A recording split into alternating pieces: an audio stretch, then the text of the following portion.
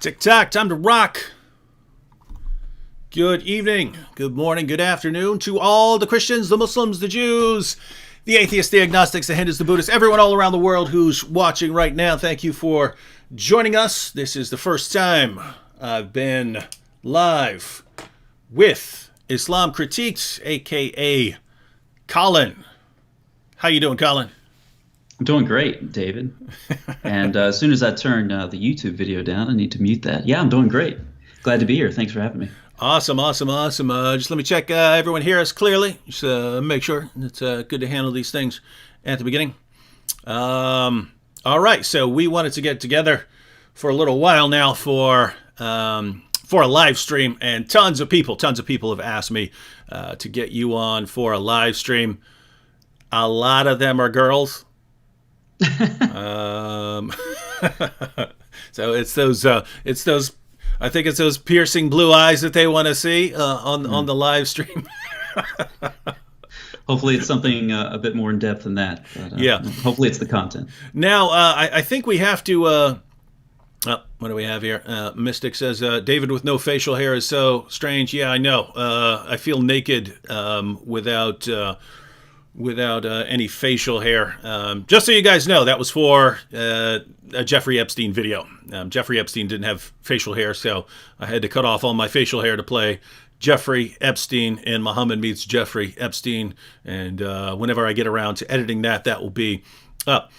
All right. I can't think of what Epstein and Muhammad had in common, so I can't wait to see that. We really couldn't figure out where to go with that one. I mean, there's no parallels whatsoever there.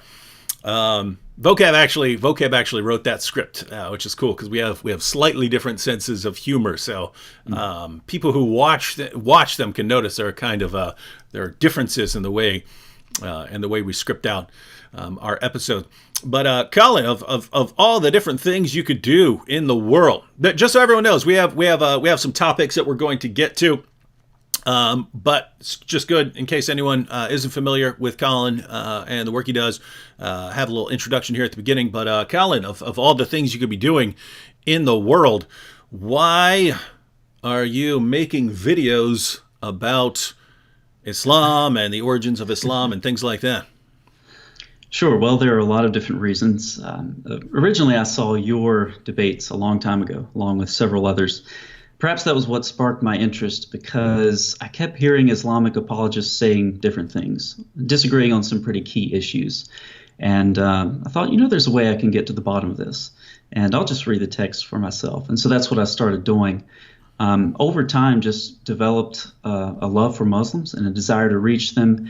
And more recently, just really developing some interest in those early formative years of Islam and the types of things that recent scholarship is shedding light on now that scholars are no longer willing to take the traditional Islamic narrative at face value. There's some really important things coming to light. It's a great time to be in Islamic studies and a great time to be spreading the good news to Muslims. So. Yeah, that is. These are really, really awesome times. And I point this out a lot. Guys, it's very easy to look around the world and you got persecution in Muslim lands and you've got all sorts of horrible things going on in the world. And it's easy to look at that, the terrorist attacks, the groups like ISIS and Al-Qaeda and so on. It's easy to look at all that and get discouraged. But man, if you really want to refute Islam, whatever background you're from, whether you're Christian or atheist or whatever, if you want to undermine and refute Islam, or if you want to reach Muslims with the gospel, there is no better time in all of history to be in, my friends. These are really, really cool times. Now, absolutely, and the internet. That's the cool thing about this whole internet thing is. Have you read the video on dreams and visions? Is Jesus awakening a Muslim world? I don't know if you've read that or not. Definitely recommend it to the viewers as well. Just a really good book about the way that Jesus is appearing to Muslims in dreams and visions, and he has stories from all over the place, from Jordan to Saudi Arabia, Iran, Iraq, and it's interesting, and it really just gives you a kind of a kickstart, if you're getting tired of this whole YouTube thing, because so many cases these Muslims, all they have is the internet or TV or radio. So there's this woman who she asked this missionary, "Can I worship Jesus in the bathroom. And the guy's like, what are you talking about? She was still married, but she was an apostate from Islam. And her husband was still a Muslim, and she's in deep trouble if she's found out. So what she did was she took a radio and she hid it in her bathroom. And when she thought the time was safe, she would go in there and she would listen to Bible reading or sermons or something like that. But so many times these stories will have not only the radio or the TV, but the internet. And honestly, with some of these people, the internet is the only way they get sort of a glimpse of the outside world, and the only way that we can, inject new material into their plausibility structures and start to change the way they think about their religion. So it's a great time, and it's also a really important thing to do. The Great Commission it's online now as well. So. Yeah, actually, that's one of my goals for not right at the moment, but sometime later this year, and especially next year, will probably be one of my main, possibly my main focus is making sure that there's an online place that all the apologists trust, that we can direct Muslims to who in their own lands aren't safe going out to church. How can they have online fellowship, basically online church in their homes, where they don't have to go out and actually be in danger where they're from? Because it's just it's kind of an ongoing problem over the years that, I see all these people regularly saying, hey, David, I just left Islam, I just became a Christian and so on. And I'm looking at it and this guy's in like Saudi Arabia or something like that, or Iran or something. I'm thinking, gosh, what do I tell this person? So it's kind of a little situation where,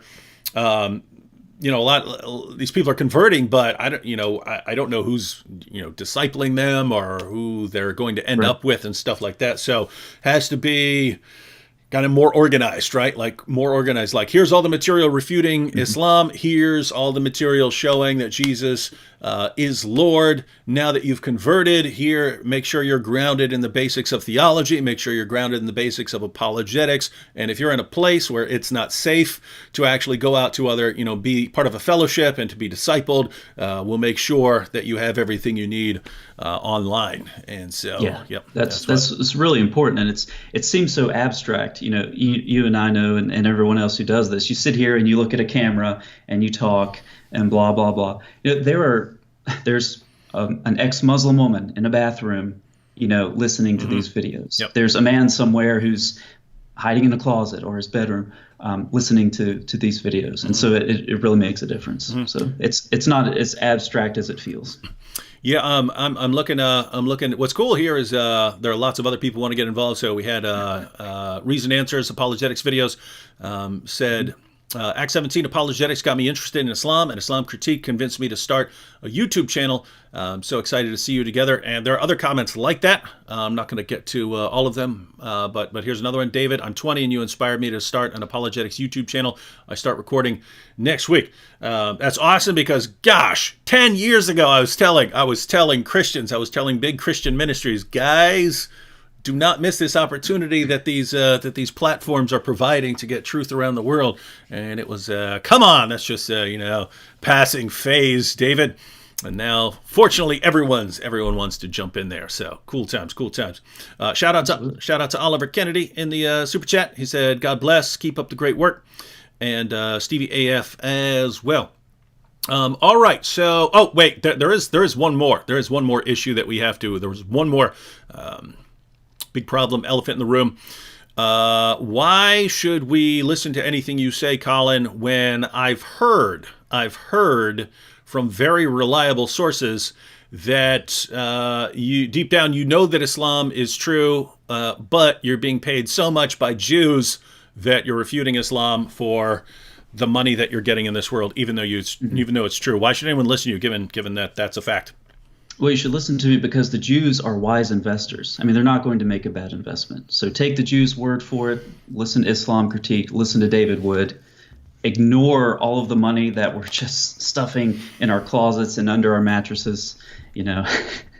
That's why you should listen. I'm actually sitting on a big big bag of money that Jews gave. And guys, if you if you don't know what we're talking about, anytime anyone criticizes Islam, the response you get from lots of Muslims is you're doing it to get paid. Guys, I have a PhD in philosophy. I could be living a nice, comfortable life as a philosophy professor. I would love doing that every day. I'm doing this because someone has to do this, as much as it sucks to be threatened with death regularly, to be threatened with having your wife raped and everyone killed and your kids killed. As much as that sucks, someone has to do this. But notice the mentality.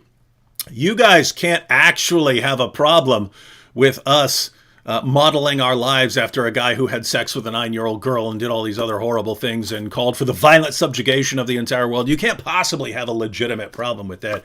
It must just be for money. So, yeah, so there you go. I wish I would have started a stopwatch. I think it was about 2 weeks from the first video I posted. Maybe it's 2 months. From the first video I posted until the first time I got that comment, "You're getting paid by the Jews." And then I realized that the person was serious. And so there's sort of stage one, which is, I can't believe this person honestly believes that. And then there's the second stage of, these are the types of people I'm trying to reach. How on earth do I do that? So it's a problem. It really is. All right, so guys, when I talk on these live streams, I normally keep it like I normally do like bread and butter stuff, like jihad or Muhammad in the Bible, the standard topics. But it's cool to have other people on here who want to go into more depth on topics that I would not otherwise be covering, and that's what we're going to do right now. I'm going to hand things back. Basically going to hand things over to Colin, because he's going to be talking about some issues that I have not studied. Along the way, we'll take some comments and stuff. But basically, I'm going to hand a lot of time over to Colin to break things down. I'll try. I don't know why I'm just bad at paying attention to someone and following along with chat and stuff like that. There are people like Vocab who seem to have two brains functioning at once. They can be listening to everything and be reading comments simultaneously. I will try and get better. But if anything is not clear, then let me know in the chat, and I'll try to back things up and go into a little more. Let me take one quick comment right now. Scale to Top Marketing Agency. Why do you believe in Jesus if there's no archaeological evidence of him? Well, do you know what archaeological evidence is, right? You're talking about, ancient stone inscriptions and things like that. If you're talking about a historical person, the main evidence you'll be looking for is historical writings about him, right? Texts that were written about him. If you're talking about a first century Jewish carpenter who went around and had 3 years of ministry, what archaeological evidence are you looking for? Now, we do, just to be clear, we do have some very interesting things, inscriptions and so on. Those aside, the main sort of evidence you'd be looking for a first century person would be writings around him. And we have a lot. We have a lot of writings around about Jesus. And so that's the sort of evidence we're looking for. So if you want to know why we believe in Jesus, be happy to talk about that sometime later. And the first step of that is when you look at the Gospels. The first step, when you're looking at is a document credible, you're looking at verisimilitude. If we looked at the Gospels and they had no verisimilitude, they didn't look anything like the first century Greco-Roman world, then we would have a lot of problems accepting the Gospels. But the fact is that's not the case. Even Jewish archaeologists use the Gospels to help figure out where to dig and interpret what they find when they dig there. Mm-hmm. So just even if you're looking at just, step one, are the Gospels remotely credible as historical sources? Yes, they do contain verisimilitude, and that there are plenty of interfaces there with the archaeological evidence that archaeologists have been discovering, especially since the archaeology age has been flourishing since the 19th century. So. Mm-hmm. Once more, shout out to Indelible Sin 317. Thank you, Mr. Wood. Your story is an inspiration for me to come back more fully to Christ. And Michelle Marie, how is Manny doing? I have been praying for him. Manny's still doing pretty rough. I'm going to try. It just sucks because I keep traveling, but as soon as I get this next little trip out of the way, I'm going to go there and see him and Yeah, I'll record an update when I get up there. And Jan Kass said, I recently came into contact with a new secret believer in Turkey, baptized in secret last Saturday, came to faith due to Nabil and David. He can read his English Bible because his parents can read English. That is awesome. And, it's just cool. We hear about all these Christians in the underground church and being, baptized and so on. And just going to be awesome when there are so many of them, that the government can no longer stop them. So awesome times. All right. So we are going to start with everyone's favorite topic, eschatology. And I'm kind of tongue-in-cheek, but I also know it's true for a lot of people. They love hearing about eschatology, which I almost never talk about beyond, hey, we win or something like that, or talking about some of the things Muhammad said about the judgment. But don't go into a lot of detail. But for some people, that is a very, very important topic to them. So why would you want to be talking about eschatology right now? Yeah, well, you're watching the live chat. I'm not. But when you said the word eschatology, did like 400 people just sign off, or are we still okay? Especially over the last couple centuries and the recent decades, the renewed look into the earliest formative years of Islam has been revived. It's really interesting stuff. And so when you stop taking the traditional Muslim account at face value, you begin to ask, what were the earliest proclamations of the messenger, later known as Muhammad? What was the earliest proclamation in the Quran? What were the earliest proclamations in the Hadith? If you wanted to go back to the very beginning. It's really interesting stuff. So we'll set all of the immorality issues aside, and we'll talk about theology and eschatology. What we're going to see is that there is a very healthy strand of imminent eschatology in the Quran. Then we're going to see that people in the Quran respond to it. The messenger backs off a little bit. And then there's this kind of verse that comes out of nowhere that really looks like a later edition that goes against all of that other stuff. Okay, we're going to corroborate that imminent eschatology with the Hadith, with some traditions about Muhammad being resurrected, and see how this all fits into the historical context. And we'll see that the only thing that's missing in Muhammad's eschatological picture was an antichrist, which actually wasn't missing at all. And we'll go into Merkabah mysticism for that. So Muslims who are watching, it's a little bit tedious, but if we only cite one verse or two or three, Muslims will say we're proof texting. And we don't want any of those accusations. So I'm going to go through several verses from the Quran that talk about imminent judgment. So if you will, just, wipe your canvas clean and think with me as we sort of paint a picture of Muhammad and what his earliest claims were. I think it makes sense if we see him as a very charismatic individual who believes that the end is near and it's going to occur within his lifetime and within the lifetimes of the hearers of the message of the Quran. So, imminent judgment, Surah 15:3. Lead them to eat and to take their joy and to be bemused by hope. Certainly they will soon know. 16:1. Allah's commandment has come, present tense. 16:77. The matter of the hour is but as the twinkling of an eye, or it is nearer. Surah 21:1. Their reckoning has drawn near to men. 26:6. Therefore the news of that which they mock shall soon come to them. 40:18. The day of the impending ... The impending is actually feminine. It doesn't agree with day. So Allah forgot to put something there. So let's fill in the blank. That's a shocker. Help Allah out a little bit. The day of the impending hour, perhaps. That's what Allah meant to say.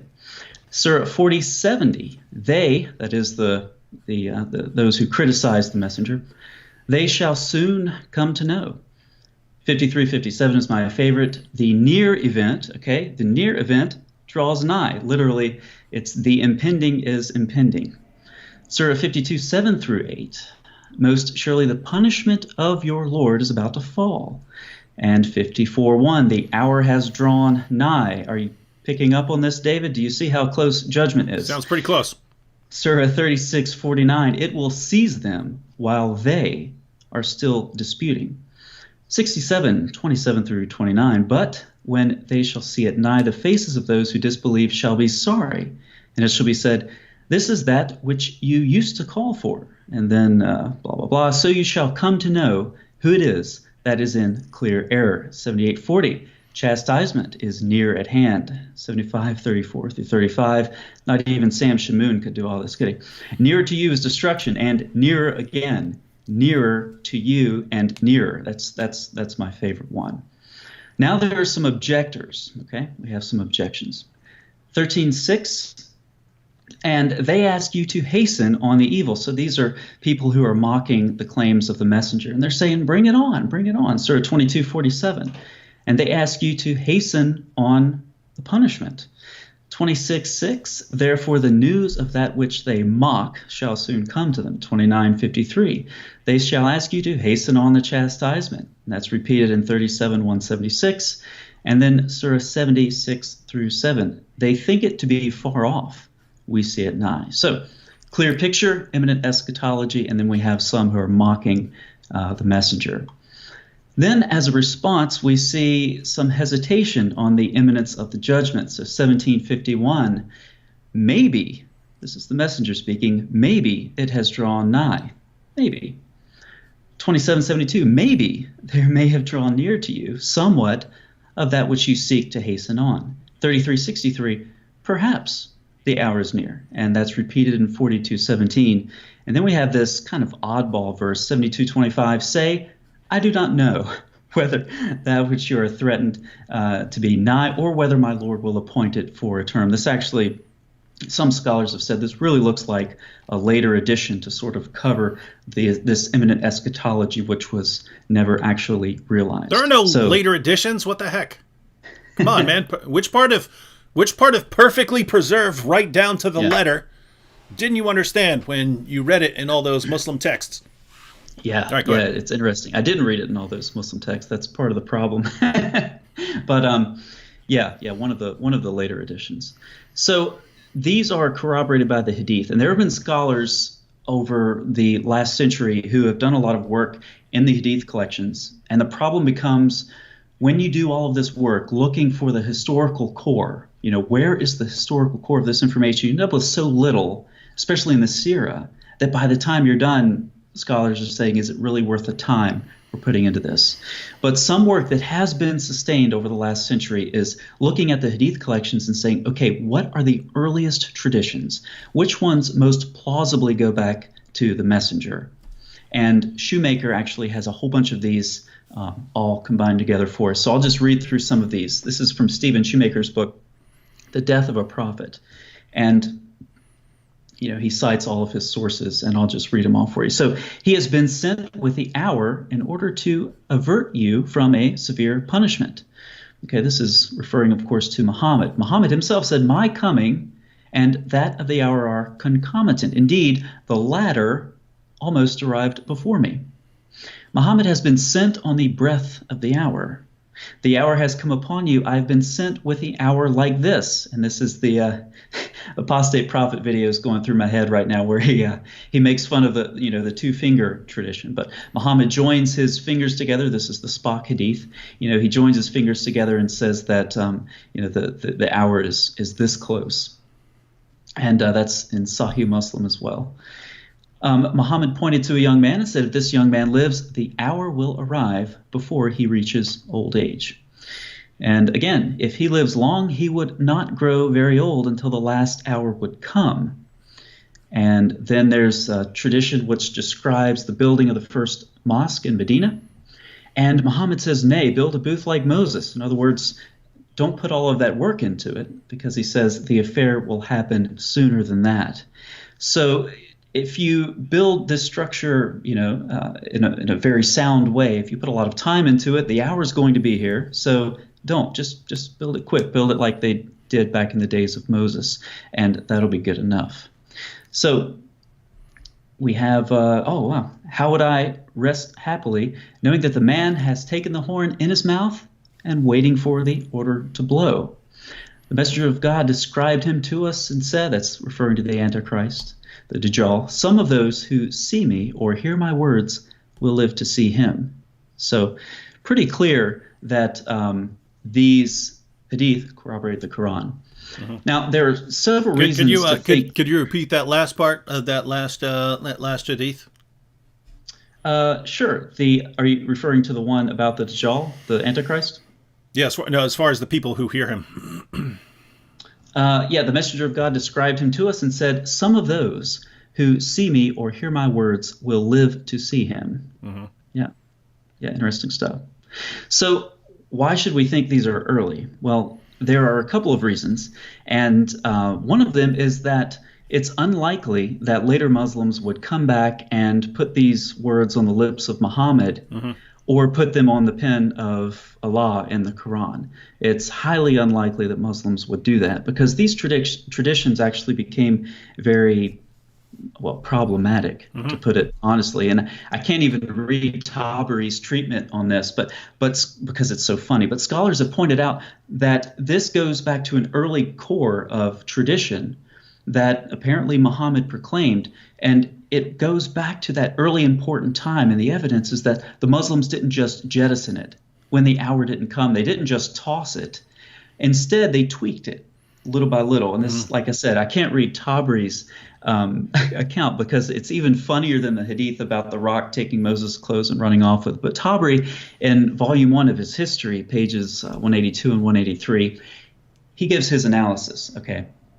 So he says, obviously, when you look at your index finger and your middle finger, and he measured them, and the index finger is 1/14 shorter than the middle finger, and if you do the math with numbers for the age of the earth, which I think he got from Jewish tradition, then clearly the time period that Muhammad was talking about was 500 years after the time that he made the proclamation. So Tabari was dumb enough to say that, but he was smart enough to put that outside of his lifetime. So if you do the math, it's like 200 years after Tabari died, after the term of his natural life. So smart. He makes this prediction, but it's far enough that nobody's going to falsify it in his lifetime. So pretty interesting. Yeah. All these guys, and you have different groups, prophesying the end of the world and stuff. On the one hand, you have to think they're silly, but on the other hand, you have to respect them when they're like, nope, June 19th, 1 year from right now, is that's when it's going to happen. That's when the return is, right? I mean, because they are putting themselves out there. Unlike Tabari, but go ahead. Yeah. But when you think about, once again, we're painting the portrait of a prophet he's very charismatic, and he believes that the end of the world is coming.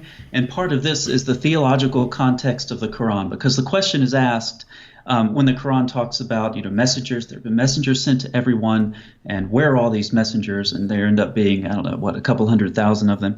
The reality is that the Quran is very centered on its place and its time. And there's this tradition of a cycle of destruction, actually, and it's one of those things like the story of Adam and Iblis that you get tired of reading because it occurs so many times. But there's a cycle of destruction, the people of Ad and Thamud and Noah and Midian and blah, blah, blah. And if you read the Quran, and it's tedious because of this cycle of destruction.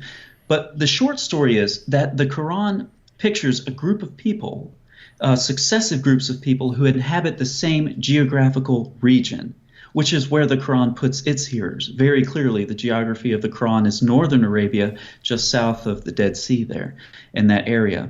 And so the Quran imagines that all of these people that it describes, the people of Ad and Thamud and so forth, they're all inhabiting the same geographical region, and they've all been successively destroyed by Allah. And this destruction is coming for them again. Okay, so that's sort of the theological context that I think contributed to the messenger believing that the end of the world was going to occur in his lifetime. But there are also some historical factors, right? You think about this, the geography of North Arabia. I mean, what's happening around the 7th century and what had been happening? You think about the warring of the superpowers, right? The Byzantines and the Persians. What's one, especially if you're influenced by Jewish whatever, interpretation, mysticism, and we're going to see all that in this live stream. If you're influenced by, these Jewish traditions, War's a big one, right? And so the Byzantines and the Persians had been warring back and forth. What else do you need? You need some natural disasters. Dan Gibson has pointed out the prominence of earthquakes in this region of North America. So we have wars, we have earthquakes. What else do we have? We have plague, right? The plagues just rocked the urban areas, the crowded, city areas, especially of the Byzantine Empire. And when you read about the people who were killed in these plagues, the numbers are just staggering. And so the sky is falling. In Muhammad's day, he's been influenced by this tradition that we see in the Quran regarding the cycle of destruction, and he thinks it's coming for him as well. Another eschatological element that you need, of course, is resurrection. And it's interesting that Muhammad seems to have had his resurrection, or at least legends of it. One thing that we have to do when we see this massive gap in Islamic literature from the 7th century on to the time of the Sirah and the Hadith is turn to other literature, other contemporary literature. We have something in the mid-9th century. It's a Latin history of Muhammad, a life of Muhammad, and it corroborates something we see in the Hadith about Muhammad's resurrection. Once again, we're building this profile of a prophet who believes that the end is near and you have to have a resurrection. So this tale explains that when Muhammad sensed death, it had come upon him, and there's a polemic in here that links this to his sin with Zayd's wife. He predicted that is Muhammad, predicted that he would be resurrected 3 days after his death by the angel Gabriel. Following his death, then, Muhammad's followers maintained a vigil, guarding his body and awaiting its resurrection. When 3 days later this did not transpire, Muhammad's body began to stink, and his followers convinced themselves that their presence was preventing the angel's appearance, so they left the body alone, and immediately, instead of angels, dogs followed the stench and devoured his flank. The dogs are probably what prevented the angel. So I'm just saying. That does have precedence, yes, in Islamic literature. A little puppy dog. So this is also a similar story that's told in a Syriac version, and where Muhammad had proclaimed himself the Paraclete, and so his followers expected him to arise after 3 days. Now, Muslims are listening to this going, that is nuts. That's utter nonsense. Sunan ibn Majah and Sahih al-Bukhari. All right, we'll start with Sunan ibn Majah. By Allah, this is Umar speaking, the messenger of Allah has not died. Umar couldn't accept his death. And he will never die until the hands and feet of, what is it about Umar and people's hands and feet being cut off? Then Abu Bakr stands up and he recites a verse that no one had ever heard before, Surah 3:144. Muhammad's going to die like everyone else. Bukhari's version of this, Umar stood up and said, by Allah, Allah's messenger is not dead. Verily, Allah will resurrect him. So it seems that Muhammad convinced his followers, or was convinced himself, about his own resurrection, once again contributing to this prophet who believed that the eschaton was near, and perhaps so was his resurrection. So, I'm sorry, did you have something? Oh, no, I was just, did that wrap up that? Is that the content you wanted to put into that section? No, I mean, think about the wars of apostasy, right? So, we think about people leaving Islam because of, getting out of the heavy yoke of Muhammad and the commanders of the believers who are later referred to as caliphs. How about people just didn't believe Muhammad's message? Yeah. I mean, he says that the end is near, within my lifetime and within your lifetime. He says this to his hearers, and that doesn't happen. And then he dies, but he's going to be resurrected, and then that doesn't happen. Yeah.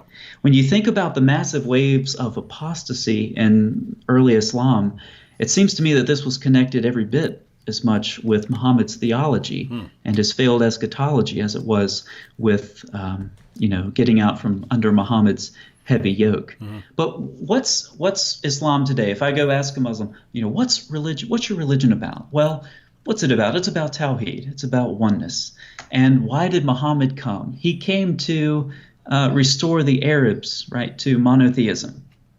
No, he didn't. That's a later development.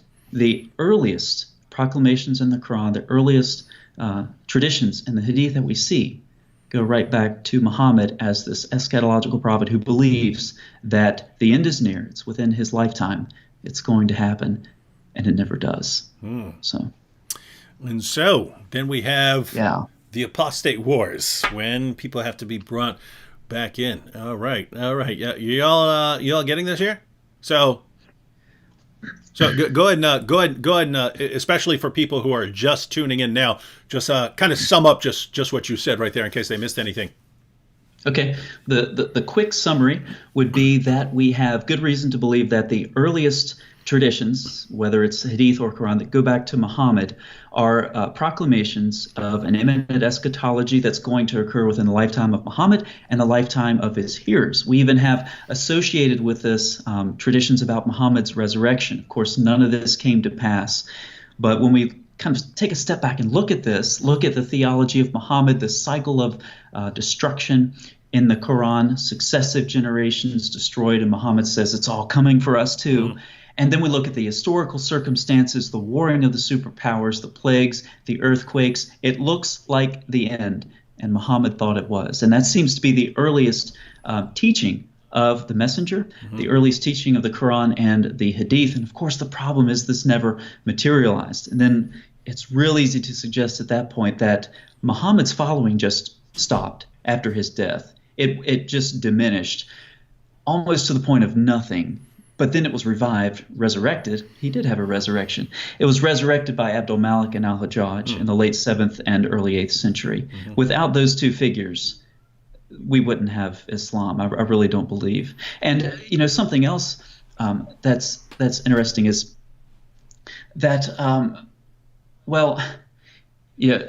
think that Jay Smith has done a real good job of bringing this out as well. But when you think about how Islam was dropped by Muhammad and then picked up by Abdul Malik, Muhammad wasn't just a failed prophet for the one true God. He failed really as Satan's prophet. I mean, if you view Islam as a religion driven by Satan, and if you see Muhammad as a false prophet, he didn't even do his job. He didn't even do it well enough to keep it sustained as something that Abdul Malik and al-Hajjaj had to pick up later on. So there's a lot of good polemic in there, but the core message to the Muslims is hey, the earliest proclamation, the most authoritative proclamation of your messenger we see in the Quran and the Hadith never materialized. It's been suppressed, and now Islam is all monotheism. Muhammad came to restore monotheism to the pagan Arabs, and that's just not how Islam began. All right, you're going to see where we're going with this here in a minute. Take a couple comments real quick. In the super chat, Cole of Centauri says, "My great grandmother was a Spanish Jew, so I have some Jewish money. God bless y'all in Jesus' name." Just give us all that Jewish money. We need it all. SB, there's a rabbi knocking at my door right now. Just wait a second. SB in the super chat says, "Thank you and God bless you, my brothers in Christ. I love, appreciate, and value your work very much." Thank you, SB. And Mr. 762 says, "Muhammad is the Antichrist and Islam is a satanic cult. Hashtag change my mind." I would say Muhammad is an Antichrist because you got more than one, I think. All right, and wanted to... also Dr. Funny joined the Boom Squad, and Dr. Funny is an actual doctor who is funny. This is kind of in a different direction here, but Jacob Lambert says, "Question for David and Colin. I really want to go into apologetics and talk about Islam, but my carers told me I shouldn't because I have PTSD. What do you think?" I'll give you my thoughts, Jacob, and then Colin can share his. My thoughts would be, well, it kind of depends on the severity of the PTSD. But if there is a psychological concern about you being provoked or put in situations where people are going to be messing with you or threatening you, there are probably other things to do just to be on the safe side. Now, with that said, you could do apologetics by, guys, one of the most important things to do is take our videos and share our videos and stuff like that. So stuff like that would be pretty safe. If you're talking about like going and having discussions with Muslims and so on, I would kind of depend on the seriousness of the PTSD. You don't want to exacerbate situations that you don't need to, because there are other people who can do that sort of thing. What are your thoughts on that?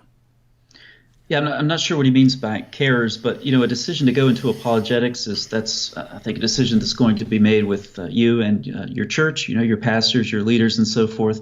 But really, at the heart of it, what is apologetics? Okay, apologetics is not a separate discipline. Mm-hmm. You don't have biblical studies over here and then apologetic studies over here. That's not how that works. You have biblical studies as the foundation, and then apologetics emerges organically from good Bible study. So in the sense that I define apologetics, yes, do apologetics, because apologetics is nothing more than solid Bible study and the sort of understanding that arises from it. So go do your apologetics. As it relates to, public apologetics, obviously we don't know the details, but talk to the leaders of your church. They'll be able to help you out more than we can. Mm-hmm. One more here. David the Goliath said, do you think Muhammad and his wife Khadijah may have followed some form of Christianity before Islam, and Muhammad misunderstood terms like son of God to mean a literal son? There's no question that Muhammad misunderstood terms like son of God, but I think the question is, could this be connected to Muhammad's wife Khadijah following some form of Christianity? You have any thoughts on that? It could be. I tend to, when I'm doing source critical work, not connect it to a specific person, because I don't know how Muhammad received these sources. What I do is connect it to a specific text. Okay, so if I'm looking at the Abraham traditions in the Quran, I'm going to go back to Genesis Rabbah. If I'm looking at the story of Joseph, I'm going back to Midrash Hagodol and Midrash Tanhuma. That's where I'm going to. I'm not really looking at this from the perspective of okay, which person did this come through? Because I don't know what that person studied. I don't know what they were exposed to. But if I do see parallels within the form and the words, like we're going to see here in our Merkabah mystical exegesis, if I see that kind of thing, that's what I latch on to. And building parallel after parallel, eventually it becomes clear that there's some borrowing going on. But as far as individual people, I don't try to attach my source critical arguments to a specific person. Mm-hmm. Yeah. So the idea of Khadijah following some form of Christianity, this would have a lot to do with her cousin Waraka supposedly being someone who translated the gospel into Arabic, and is basically one. I just don't know how much we can trust a lot of these sources. So that's one. Two, there are all kinds of sources for, if we take the basic Islamic timeline of who Muhammad was and the people he was around, there are all kinds of people who would have been an influence on Muhammad. So if he's going around with the caravans earlier in life, well, he has all kinds of people to talk to. Later, he has a sex slave named Mary the Copt, so she would have had Christian traditions and so on. So it's basically the Muslim sources are a mess, and the life of Muhammad is a mess, and his teachings are a mess. And we look back and say, what are the origin of these teachings? It's just kind of all kinds of places, so all kinds of possibilities.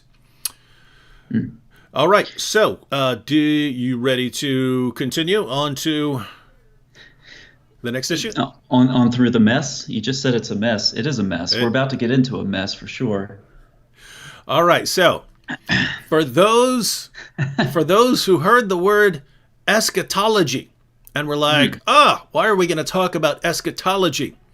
Get ready, because we are going to talk about mysticism. Yeah, fascinating. What was missing from Muhammad's eschatological worldview in our previous segment? Well, an antichrist. If you have an antichrist, you are surely at the end of the world. And there's a figure in Islamic tradition. We're not going to talk about the later developments of this figure. We'll just talk about it as it relates to Muhammad's life. But there's this figure that Muhammad was actually uncertain whether or not he was the Antichrist. Really interesting stuff. So we'll just start with introducing Merkabah mysticism to some who watch my channel. You'll be familiar with this.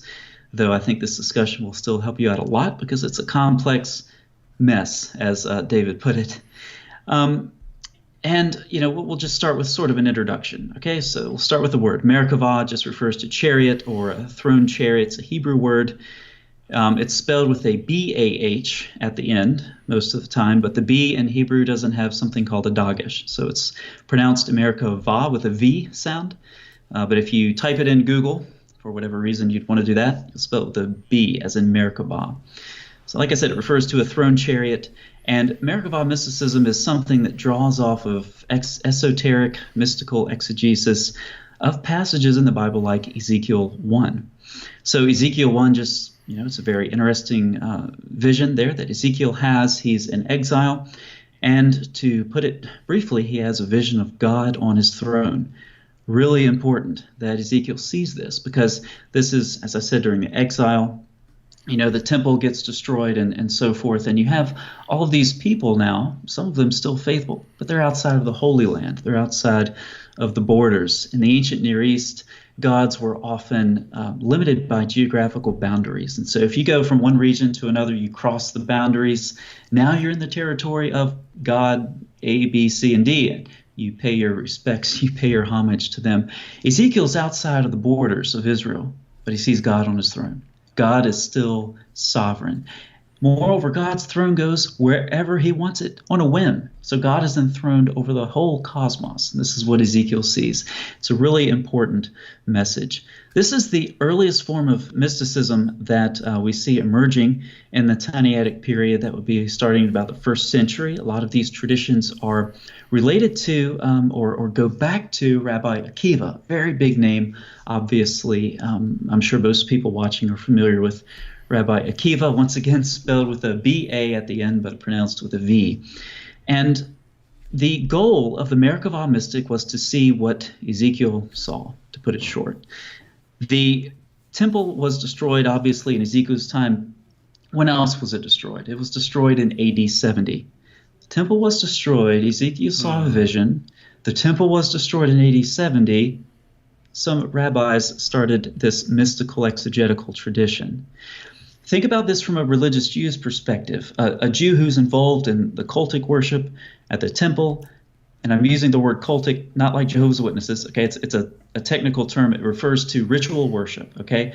So you have Jews involved in cultic worship in the temple. You've rejected the Messiah. Now the temple is destroyed. How do you get close to God? And so the rabbis turn to their interpretive expansions to answer this question. So Merkabah mysticism developed. And I think this was brought on entirely or accelerated at least by the destruction of the temple. So how do you ascend or descend? The mystics are paradoxical. Okay, they acknowledge that God's throne is in the 7th heaven and so forth, and the mystical goal is to ascend all the way up to God's throne room. So how do you do this? Well, obviously the first thing you do is you adjure the Prince of the Countenance, who is a rather mysterious figure, and you adjure him exactly 112 times. And you're supposed to count them on your fingers as you do this. There is a list of Hebrew consonants. Of course, Hebrew, you have the consonants, and then you point it differently, and it sounds differently. You vocalize it differently because you change the vowels. And so you recite strings of these consonants. And if it's in the other room. There's actually a book. I could read some of those to you. We could all have a mystical experience together.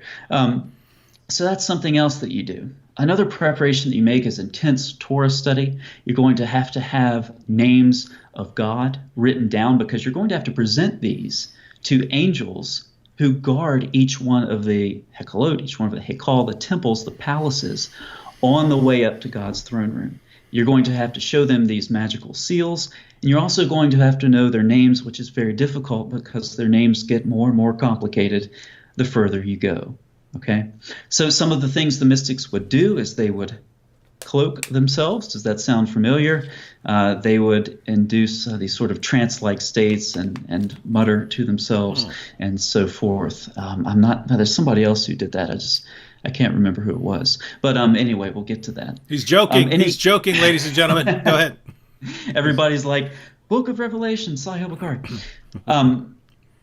Brief intro to mysticism. Any questions that you see, or anything I kind of left out to describe the origin, what prompted Merkabah mysticism, the time period where it originated? Or you think we're clear on that, or no? Yeah. Any questions on how to adjure the prince of the countenance or anything like that? I'm kidding about that one. No, I think we're good. Should we take a couple comments real quick? Okay. Great. Oh! I'm sure there's there's some entertaining ones. Sure. Oh no. That's I try to get the yeah, I try to just look for anything interesting, whether it's related to the topic or not. But Mike here said Khadijah's Christian cousin Waraka bin Naufal bin Asad bin Abdul-Uzza proclaimed Muhammad as a prophet. What is your take on a Christian starting Islam in a way? Again, Mike, I'm not entirely confident in the historical sources, but if we go in a straightforward manner from the Muslim sources, here's what we would say. Muhammad's interpretation of what he encountered in a cave was that it was demonic, right? He ran out of there and tried to kill himself because he didn't want his people making fun of him as some sort of possessed poet. So he runs home to his wife when whatever it was that he encountered wouldn't let him jump off a cliff. So he runs home to his wife screaming, cover me, because she's kind of a mother figure. Muhammad's mom would have been about 15 years older than him. She died when he was 6. He marries a woman who's about 15 years older than him. This dude had all kinds of issues. But Muhammad runs home to Khadijah, and Khadijah, who sees that her husband is suicidal, and her cousin Waraka say, no, that you're not possessed, you're a prophet. You're getting revelations from God. So there are a couple things here. And the reason we would bring these up is because Muslims like to use this, right? Like as some sort of evidence. Even Waraka admitted that he's a prophet. This is the proof. One, we know next to nothing about this guy. Two, who makes him an authority, right? Who makes him an authority? There are all kinds of people down through history who said, "Oh, that guy's a prophet," and we don't listen to them, right? The people who identified Joseph Smith as a prophet, those guys all would have been raised as Christians, right? You don't say, "Oh, they're raised as Christians, therefore, whoever they say is a prophet must be a prophet." So one, assuming Waraka identified Muhammad as a prophet, we'd have to know what authority does Waraka and Khadijah have to say who is and who is not a prophet. So that's one issue. But apart from that, think about what Waraka would have known about Muhammad's message that early on, right? It would have been, here's a guy among the Arabs who's running around preaching monotheism. That would have been about the extent, right? We don't have and you have to violently subjugate the entire world, and you have to subjugate all other groups, and anyone who says that Jesus is the Son of God and stuff, you have to subjugate them. You don't have that yet, right? Those things come later. So you can imagine someone who believes in Christianity, who sees a guy rise up and start proclaiming monotheism. You can see why someone would say, "Hey, this guy's a prophet." So, being as charitable as possible with the sources, I think that's what I would say. If we grant everything and say that Waraka identified Muhammad as a prophet, it's no idea what authority Waraka has, but even if he's very knowledgeable, you could say, well, this guy is proclaiming monotheism in a pagan culture, so looks like he's getting revelations. We don't know what Waraka would have said about if he had been familiar with Muhammad's later revelations, if he were in fact knowledgeable about Christianity, about the Christian text, then given things that Muhammad said later, long after Waraka's death, he would have had to reject him. He would have had to reject him because Muhammad clearly and indisputably rejected the core foundational doctrines of the Bible. What are your thoughts, Colin? Yeah, as you indicate, there's a disconnect between Islam, as people say it in common parlance today, and the earliest proclamations of the messenger. Fred Donner's made a very good case that Islam began, now it didn't last too long like this, but it began as sort of an ecumenical monotheistic movement. This is why we find approval statements in the Quran of Jews and Christians. Now, of course, that goes away later on. But Donner's point is that, initially it's an end of the world. Everybody's in. If you're a monotheist, do you believe in God? Okay, hey, you're in. Your scriptures are good enough, Surah 5:43 through 48. The messenger says to the Jews, your scriptures are good enough, he says to the Christians, and the Muslims can use the Quran. Everybody's in. And so, yeah, I think early on it was this sort of universal, once again, an ecumenical movement. And so it wouldn't have necessarily met with resistance from Christians or Jews. Now, that changed, obviously, very quickly. I think it was a very short experiment. But so there's a disconnect there when you say that someone else started or a Christian started Islam. Well, Islam then isn't what it is now. So I think the question's moot in that sense. Mm-hmm. Here's one from our good Muslim friend, Abdul Rahman Muhammad. He said, compare the Quran to the Bible. So this is when we said Muslim sources are a mess. Compare the Quran to the Bible. What's a mess? You believe that God died? Really? God died? He was tortured by his enemies? What a mess, the Bible or Quran. If you're going to make fun of Christian doctrine, you should at least accurately state it or try to understand it. The claim is not that God, as he exists in eternity, somehow died. It's that God entered into creation, took on flesh as Jesus of Nazareth, and it was for a purpose. It wasn't just he accidentally fell into the hands of his enemies. It's basically God's justice is perfect. All sin has to be punished, but God's love and mercy are also perfect. So what does a God who is perfect in justice and perfect in love and mercy do when confronted with human sinners, people like us who do bad things? What does he do? Well, justice would be calling for us to be punished. Mercy and love would be calling for forgiveness. What is God going to do? In Islam, the solution to this problem is to reduce and diminish God's attributes so that Allah just isn't very loving. He doesn't love unbelievers. He doesn't love all kinds of people. That's really the main reason that people like Abdul Rahman here have in understanding the Gospels. They don't understand a God who would actually love them enough to do something like that. Allah just isn't that loving. But at the same time, Allah's justice is all messed up. Allah can just let some sins slide if he wants. He can just say, I'm just not going to punish all these things. Or, as he does, according to Muhammad, he can take the sins of Muslims and put them on the backs of Jews and Christians. Allah's justice is all over the place. But in Christianity, God's justice and love and mercy are all perfect. And so the solution to the problem of sin, God being confronted with human sinners, is that God decides to pay a debt that we owe, so that at the end of time, whatever you want to say about Christianity, at the end, all sin has been punished, every last bit. Justice is perfect. And yet, look at what God did for us so that we could have forgiveness. Love and mercy are perfect. And so, Abdul Rahman, where's the mess? I mean, you have this prophesied in the Old Testament. God told us ahead of time that this was going to happen. Then it happened. It's confirmed by the guy who lived the most miraculous life in history. It's confirmed by endless witnesses, and your response is, oh, it's just a mess. What you mean is you don't like it. Your thinking has all been completely clouded by Muhammad, and therefore it's all a mess to you. But that's your problem, right? That's your problem. When we're talking about the Quran being a mess, we're talking about something completely different, right? If we're talking about Islamic theology being a mess, yes, Islamic theology is a complete, utter, total mess. But we're talking about things like the sources and where we're getting those sources and the history. It's all one big massive mess. Even the Quran, right? It's a big disorganized mess. It constantly brags that it's perfectly clear and you don't need to go outside it to understand it, but you do. You can't understand it. It's not even arranged in chronological order. You've got passages that cancel other passages. One big massive horrible mess. So that's a fact.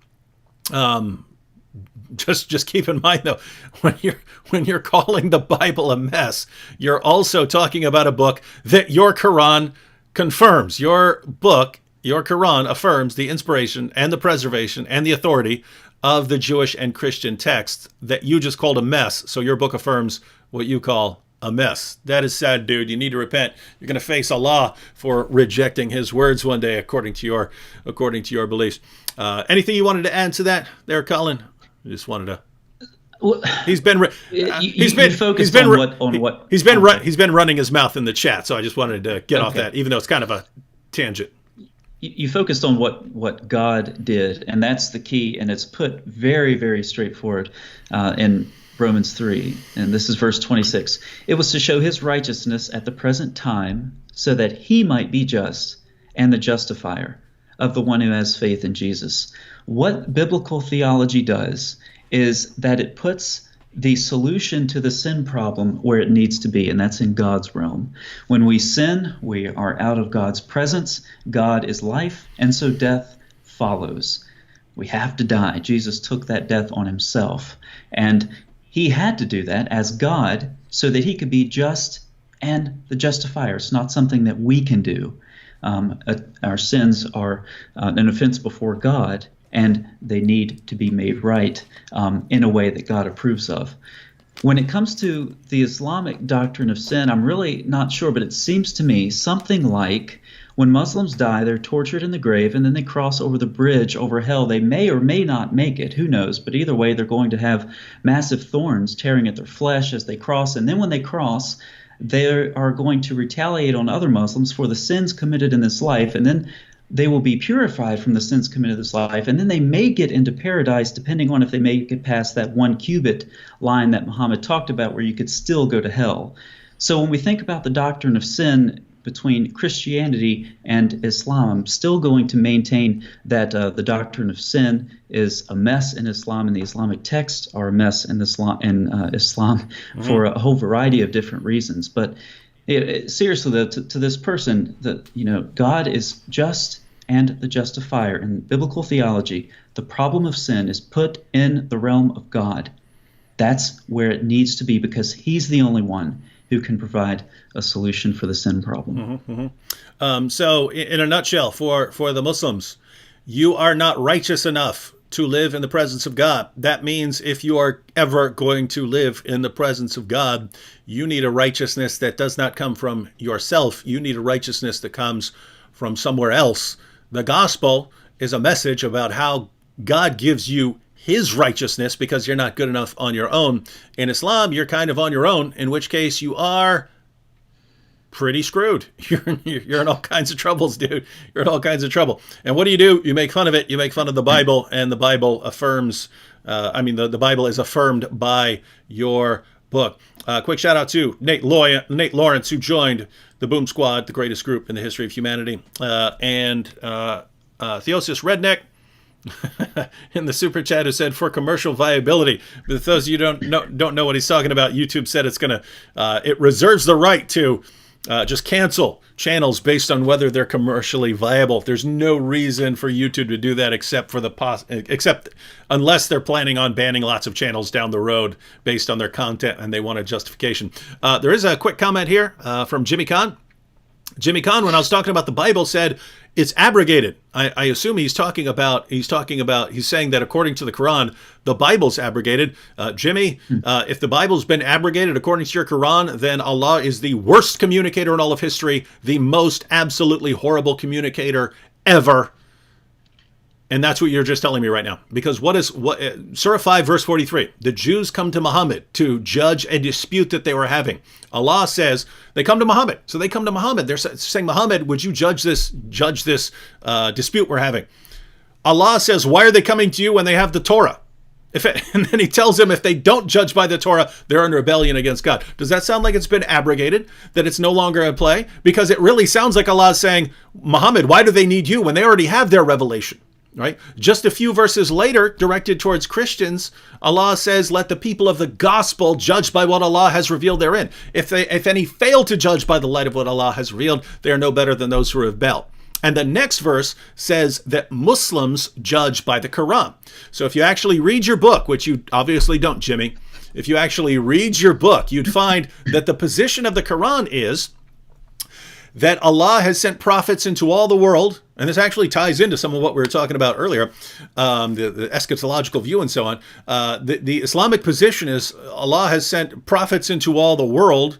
This is what you get if you just read the Quran and don't put your own ideas into it. Allah has sent prophets into all the world. Different groups have their revelations. The last group to receive their revelations were the Arabs. They didn't have a book in their own language. They were the last group. Everyone else had a prophet in their own language except the Arabs. And Allah realized that the Arabs on the Day of Judgment would have an objection. They'd be able to say, wait a minute, why didn't we have a revelation? We would have served God better than all these other people if only we'd had a revelation in our own language. So Allah says, all right, I'm giving them Muhammad to give them a revelation in their own language. That way they won't be ignorant. But now that Muhammad has come, now every group has their revelation, and each group needs to judge by its own revelation. Jews need to judge by their revelation. Christians need to judge by their revelation. And Muslims need to judge by their revelation.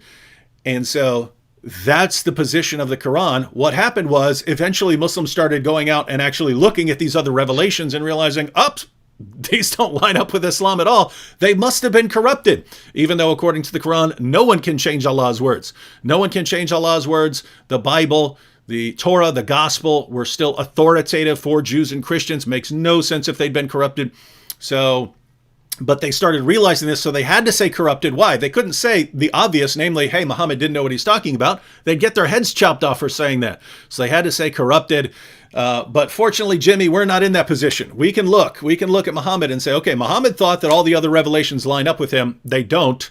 According to Muhammad, no one can corrupt Allah's words, but Muslims today say everyone's basic. Is there anyone who hasn't corrupted Allah's words? Because based on what Muslims tell us, every group that's ever existed except Arab Muslims, everyone has corrupted their revelation. So massive problem. This is totally incoherent. And by the way, Abdul Rahman, this is exactly some of the stuff we're talking about when we say that the Quran is a mess. Your book affirms scriptures that completely contradict your book. There are only two possibilities. Either we have the word of God or we don't. If we have the word of God, your book is false. If we don't have the word of God, your book is still false because your book affirms our book. So either way, your book is false. You need a new religion, dude. Get a new religion. Back to you, Colin. You're in rare form. I'm trying. This question, it is a complete mess, like you said. And just in case it wasn't clear what we meant by all this, you take Surah 18, for example. Okay, here's what it looks like. Okay, Surah 18 to Muslims, it's the word of Allah. Here's what Surah 18 looks like. It looks like someone sat down on a table and they had some Syriac legends over here and some Christian legends over here and some Jewish legends over here. And they took a couple of pages out of each one of these and they stapled them together, and there's Surah 18. That's in part, what we're talking about when we say the Quran is a mess. Then there's the problem that David's talking about, where the Quran affirms the Torah and the gospel. But here's the problem. The Quran does not know the difference between Torah and Midrash. Mm-hmm. That is a huge problem. Huge. We've seen this in the video I produced on Abraham and Zarathustra. It's a little bit technical. I boil it down, condense it a little more in a video I have coming out probably tomorrow on the Joseph story. Surah 12, this is where Potiphar's wife calls the assembly of ladies, and Joseph's so hot they cut their hands, right? This comes from an exegetical expansion that's preserved in several midrashim, Jewish interpretive texts. And I go back in Genesis 39 and I show you from the Hebrew where these exegetical expansions developed. And I show you how they developed, and I show you where they are in the Midrash, and then I show you the same thing in the Quran. So this is what we're talking about. I wish that Muslims could travel with me years ago, because here's what happened. I watched debates with David and others. This was back when Sam was, I guess Muslims are afraid to debate Sam now, but you have all of these different apologists. Seems like there were more debates back then. Maybe I just watched it more, I'm not sure. But one thing that was consistent with the Muslim apologists was that the Bible is corrupted. And so my first time reading the Quran, I thought, I'm going to see this over and over again. And I read the Quran, and not a single time, not a single negative statement on either the Torah or the Gospel. It also mentions the Psalms, and it mentions the pages of Abraham, whatever on earth that is, maybe the Apocalypse of Abraham. And in fact, in my last trip through the Quran, because I go through periodically to make a new set of cross-references and notes for the topics I'm tracking on. And I said, this is going to be time-consuming, but I'm going to write down every time The Quran speaks positively of the Torah, the Book of Moses, the Gospel, whatever.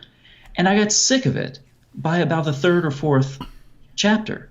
I'm done with this. It takes too much time. My logic is, if I ever run into a Muslim with doubts and I give him all the verses I've memorized and he wants more, I'll just open the Quran, point to a page, and chances are I'm going to be somewhere near where the Quran speaks well of the Torah. Over and over the Quran affirms the Torah, and over it affirms the Midrash, the Jewish interpretive tradition. It does not know the difference. It is a huge mess. Muslims, it is a huge problem because your God does not know the difference between Midrash and Torah, between tradition and Torah. Yeah, so, guys, if this is new to you, this is a problem, and we cannot overstate how much of a problem this is, right? Because this is kind of 101 stuff, right? You have the Torah, right? You have the Torah, right? You have the Torah in the sense of the 5 books of Moses, right? That's what Jews were talking about with the law. But you could talk about it in other ways. You could talk about oral Torah and things like that. But that's the author of the Quran doesn't know the difference between that and from sources that come much later and sources that are basically commentaries of rabbis. The author of the Quran does not know the difference between the two, right? We would expect God to know the difference between the two. If the Quran actually goes back to someone like Muhammad, who isn't educated, who can't even read the text for himself, and he has to judge everything he's coming up with based on what he's hearing, well, guess what?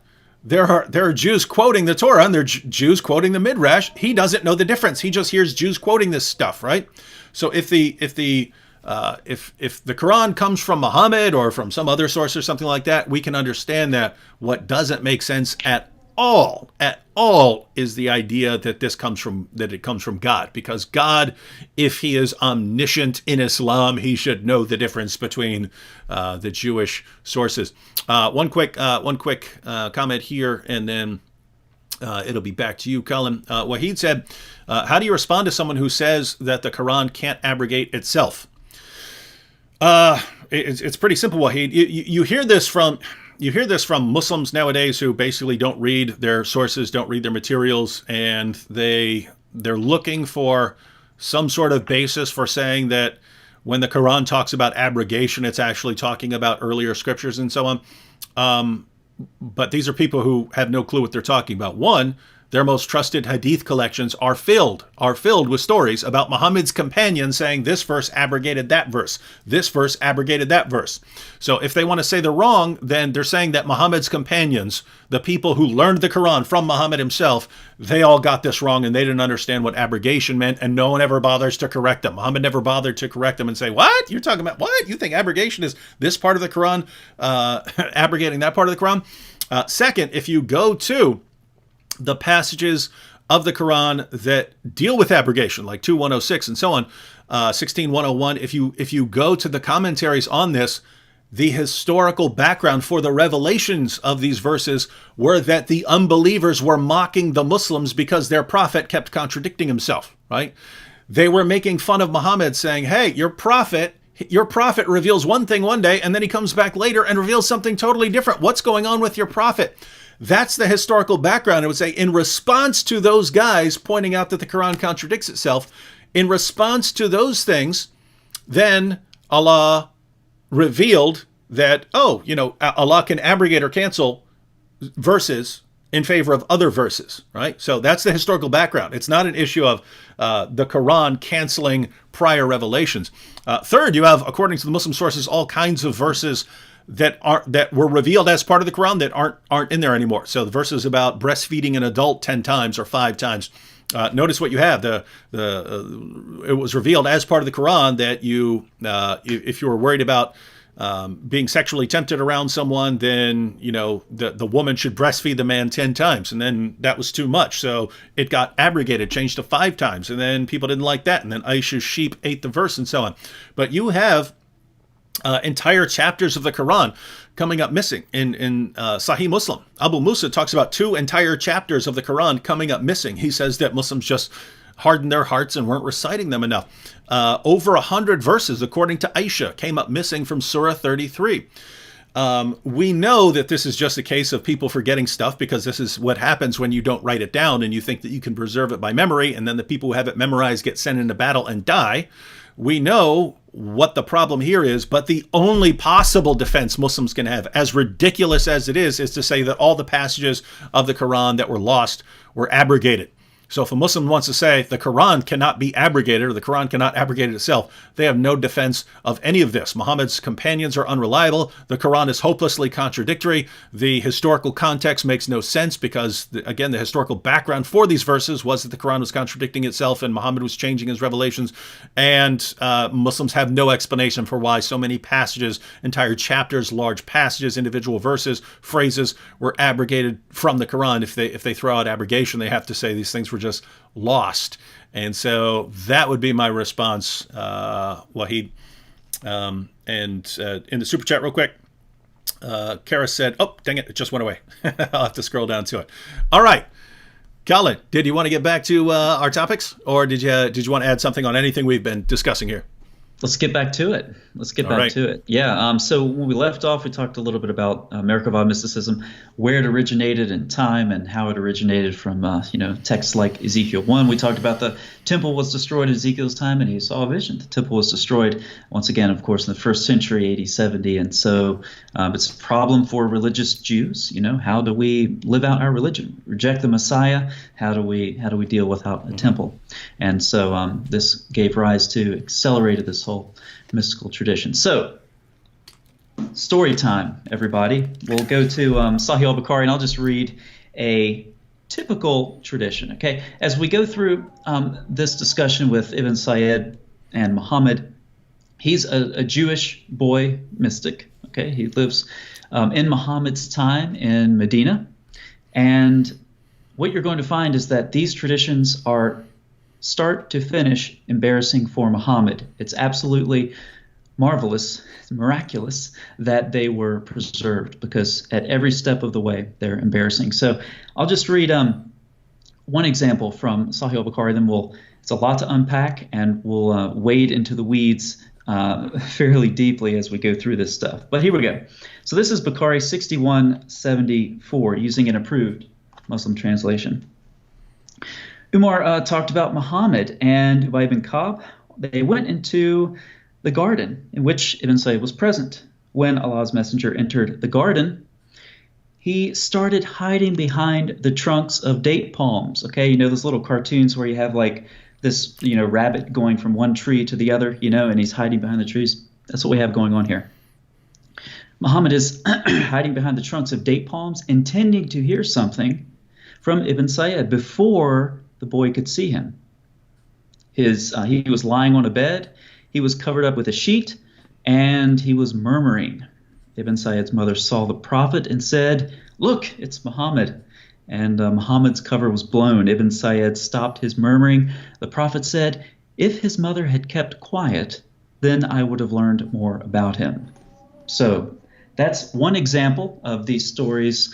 We see some occurrences also in Sahih Muslim, as well as Hanbal's Hadith collection. So these traditions are widely attested in a whole bunch of Hadith, and they consist of different units, okay? So let's start with the palm grove unit. Muhammad goes to this palm grove. He apparently knows where this Jewish boy mystic is hanging out, and he, hides from tree to tree, and he's trying to sneak up on the boy to hear what he's saying. In the Talmud, there is, I'll just read it. I have it up here. In the Talmud, there is a mystic who never left a day in his life by studying the Mishnah, Gemara, laws, and lore, details of the Torah, details of the scribes, etc., calendrical computations, gematrias, the speech of the ministering angels, the speech of spirits, the speech of palm trees. Remember, the boy was in a palm grove. And great matters and small matters. Now, great matters is code, Talmudic code for mystical speculation. Okay, so this boy is in a palm grove, and he's cloaked, he's veiled himself, and he's in some sort of a trance, and he's murmuring. That's the palm grove unit. There's also the apostle unit, and this is where things get even more embarrassing for Muhammad, because this is where we find Muhammad, he's asked by Ibn Sayyid, he says, do you declare, he says this to Muhammad, do you declare that I am an apostle of Allah? And Muhammad says, do you declare that I'm an apostle of Allah? I believe in Allah and all of his messengers. And these are the same sort of ambiguous responses that we see commanded in the Quran as well. When you come up against something you're not sure of, just give an ambiguous response, and that's good enough. Mm-hmm. There is the smoke unit. This is another really embarrassing unit in these stories. And this is where sounds like it'd be a cool name for like a band or something like that, like a rap group, Smoke Unit, or something like that. The Smoke Unit, yeah. Be cool. All right, go ahead. Sorry. Maybe a 70s band. The punk band. Yeah. Yeah, there you go. So the Smoke Unit, the 1970s punk band, this is where Muhammad says, I'm concealing something in my mind. What is it? And Ibn Sayyid answers him. He says, it's just smoke. And so what this is a way that you test the powers of a clairvoyant. You're concealing something in your mind, and you ask them what it is. And the Muslim sources record this boy knowing what Muhammad is thinking. It's just embarrassing, like I said, start to finish. Absolutely fascinating that this stuff is preserved in the Muslim texts. Mm-hmm. There's the throne unit. Okay, and this is where things get really interesting. Remember I said Merkabah is the Hebrew word for throne. There's the throne unit. This boy is in a trance, and Muhammad says, what is it that you see? And the boy says, I see a throne over water. And there's a variant tradition along with these that actually contains the word hayot, which is the living creatures that we hear about in Ezekiel chapter 1. These living creatures that bear the throne. That word shows up again, a cognate in Arabic, in these traditions. So this is, aside from everything else, the palm grove covered up with a blanket, the murmurings, this throne vision that the boy is seeing is really what clues us into an authentic Merkabah vision that this boy is having, or at least trying to have. Are we good so far? Mm-hmm, mm-hmm. Okay.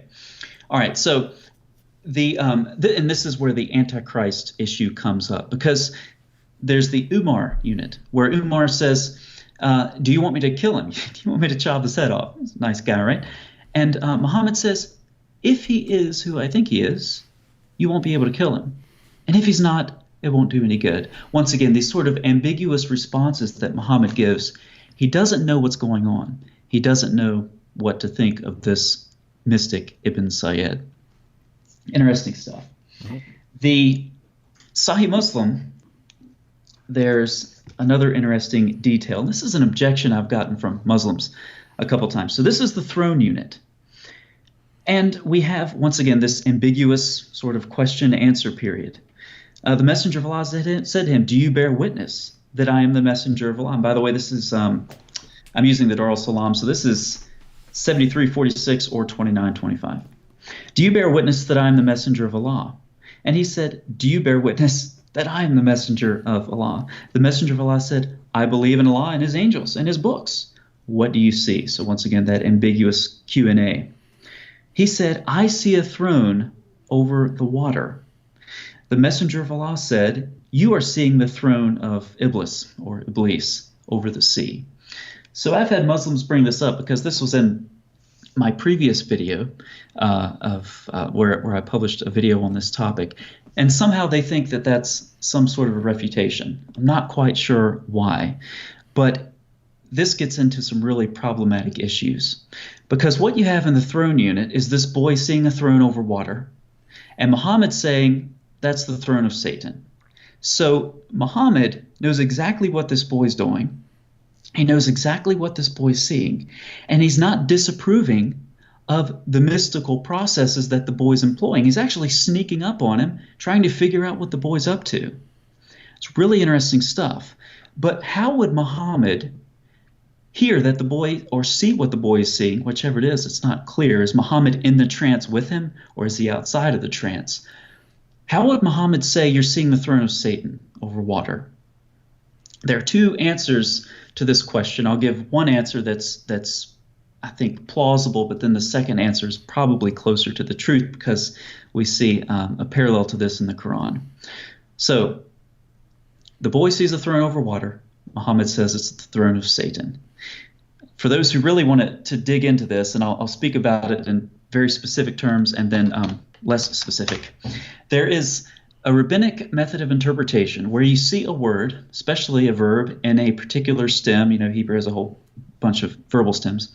And these words have different nuances in different stems. And if you see the same word in the same stem in two different passages, well, in rabbinic interpretation, you can bring those two together and you can use one to interpret the other. So what happens is you have this hithpale verb of halak, which means to go or to walk. So HLK, to go or to walk, to travel. That's halak in Hebrew. The hithpale stem is iterative. So we have different words in English. We walk somewhere, but we pace back and forth. Hebrew is not like that. It's just halak, you go, you walk somewhere. If you want to use an iterative function, if you want to have that iterative nuance, you just put it in a different stem, in this case, the hithpale stem. So here you go. Job 1:7, halak occurs in the hithpale stem. The Lord said to Satan, from where have you come? Satan answered the Lord and said, from going to and fro on the earth, and here it is, and from walking up and down on it. And that's actually I don't really like that translation. The NIV renders it walking back and forth, which is better. The up and down is odd to me. But there you have it, okay? Now, what happens is when you go to Ezekiel 1:13, okay, so you have the accuser there, the Ha-Satan in Job. Ezekiel 1:13, as for the likeness of the living creatures, the Hayot, their appearance was like burning coals of fire, like the appearance of torches moving to and fro, there it is, among the living creatures. And so the rabbis said, well, you have this hithpale verb that occurs in Job 1:7. You have the same thing that occurs in Ezekiel 1:13. There's a connection here. And so they connected the accuser, or the sort of that evil role that's played in Job 1, with the Hayot who bear the throne. It sounds really bizarre, but that's what the rabbis did. And mystical exegesis developed this further, because what you have in the mystical literature is this angelic jealousy motif. Okay, the humans don't belong up, ascending through the palaces, through the heavens. They don't belong there because they're just humans. And so the angels who guard these palaces would often take action against the mystics who are trying to make the ascent. And sometimes they do this without God's favor. And in some cases, they're thrashed and then burned and replaced with others. And so there's this overlap, believe it or not, between the Hayot, the living creatures who bear the throne, and demonic angels or evil angels. And so in seeing this boy's vision, you're seeing this throne over water, Muhammad may have been influenced by these traditions that see the creatures who bear the throne also overlapping with evil angels. So that's one possibility. There's a second possibility, though, and this is attested in the Quran as well, and that is that when you get to the sixth heaven, okay, you look in, and there are various tests for the mystics along the way, okay? And here's one. You get to the sixth heaven, and you see what looks like water. And if you say, what's the deal with this water? Then you're exposed as a fraud. Okay, it's actually technically telling a lie according to the Talmud, and then it just does not look good. It really doesn't. You're impaled with a whole bunch of iron bars, or you're beheaded, or whatever it is. Do not fail this test, okay? Don't fail this test. So when we go to the Quran, we see in Surah 27:44, remember the test. You're approaching the palace. You're approaching the throne. You see the water. If you say it's water, you fail the test. Surah 27:44, the Queen of Sheba was told, enter the palace. But when she saw it, she thought it was a body of water and uncovered her shins so she doesn't get them wet.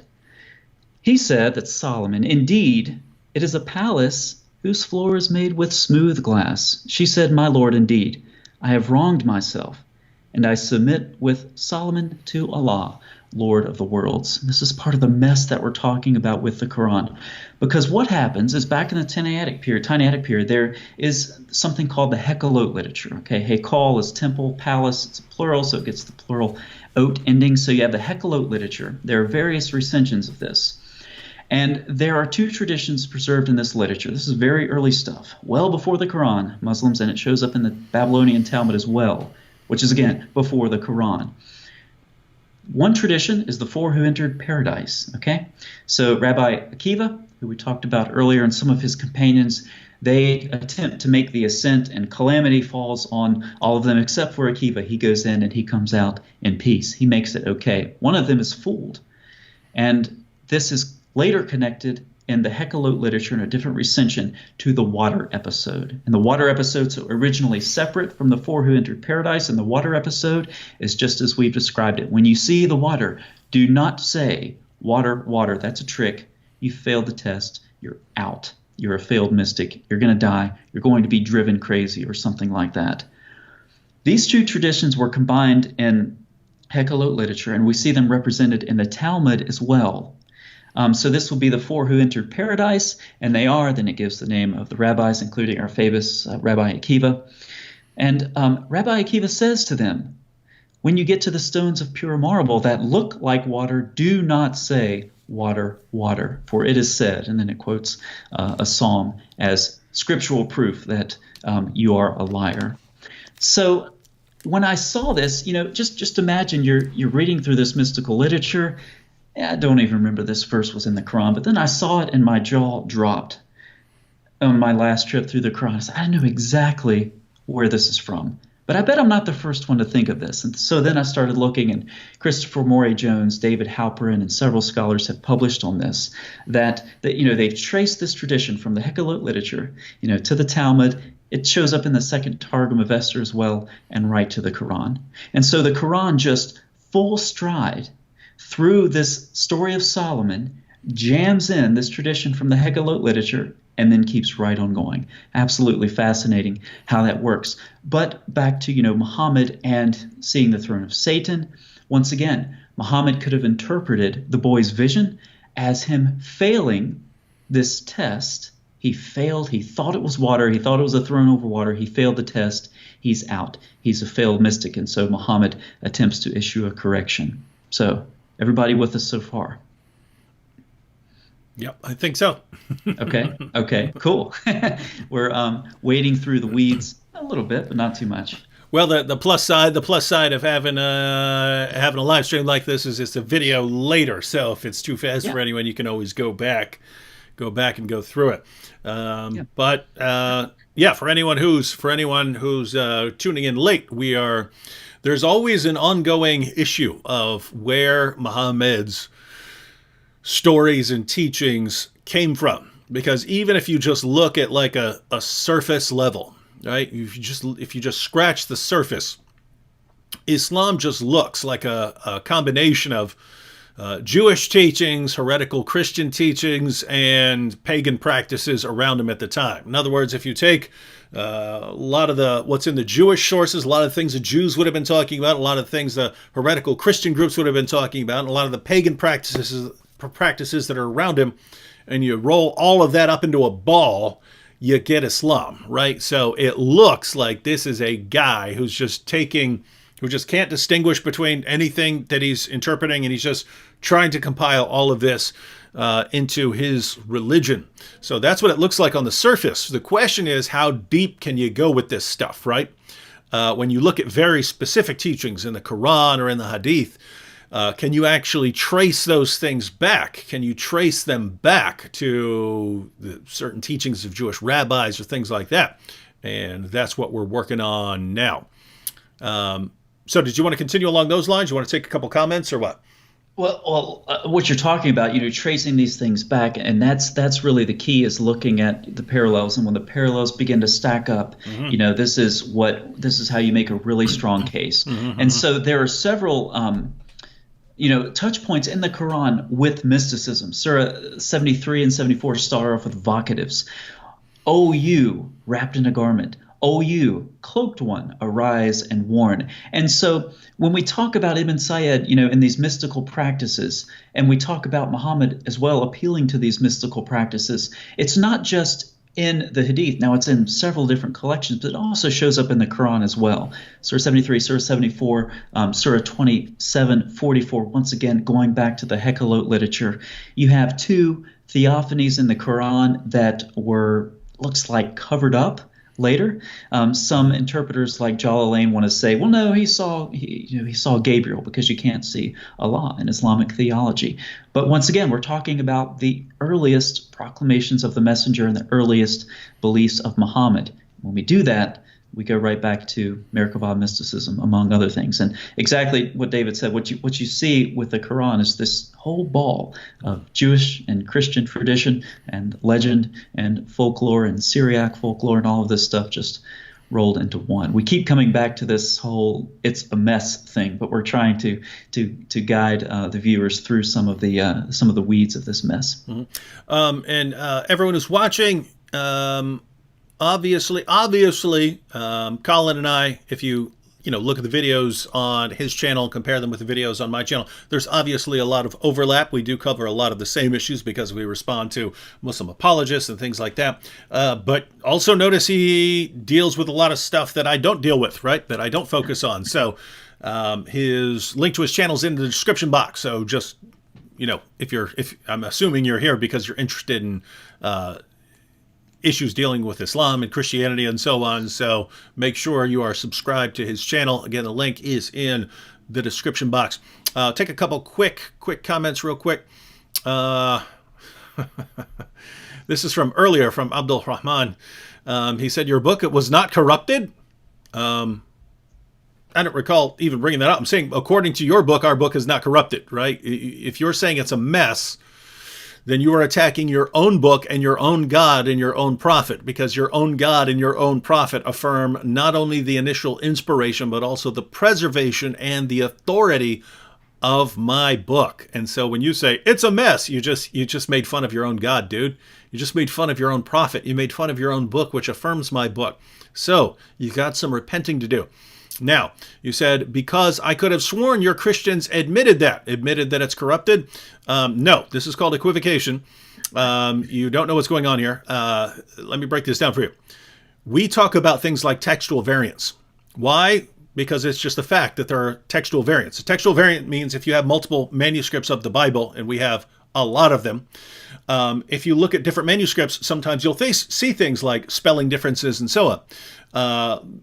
In the strongest cases, you have a couple of passages that will be missing from one manuscript that are present in another. So that's what we mean by textual variant. I don't call that corrupted. For me, to say it's corrupted would mean that the doctrines are actually changed to be something else. You don't find that. So you have textual variants. So that's not what I mean by corrupted. If that's what you mean by corrupted, then your book is corrupted, right? You see, your book is corrupted. Why? Because you can line up manuscripts of the Quran and see all kinds of textual variants. See, what Muslims don't seem to get is, guys, anytime you have human beings involved in a practice, you're going to have things like this. If you say, hey, copy this book by hand, you're going to have some textual variants. A lot of them are things just like spelling differences. Like you can spell the Greek for John with one N or two N's, right? So that counts as a textual variant. If one manuscript has John spelled with two N's and the other one has it spelled with one N, those count as textual variants.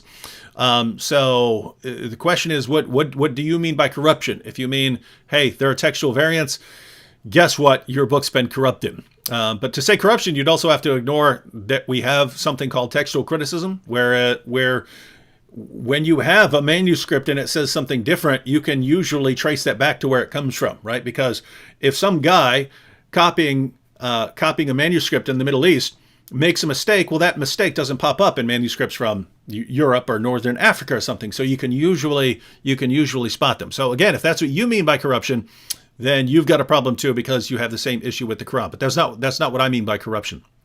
You said, furthermore, I think when the Quran says, go back to the people of book, I think that's before it was changed. So you're saying the Bible was changed after the Quran?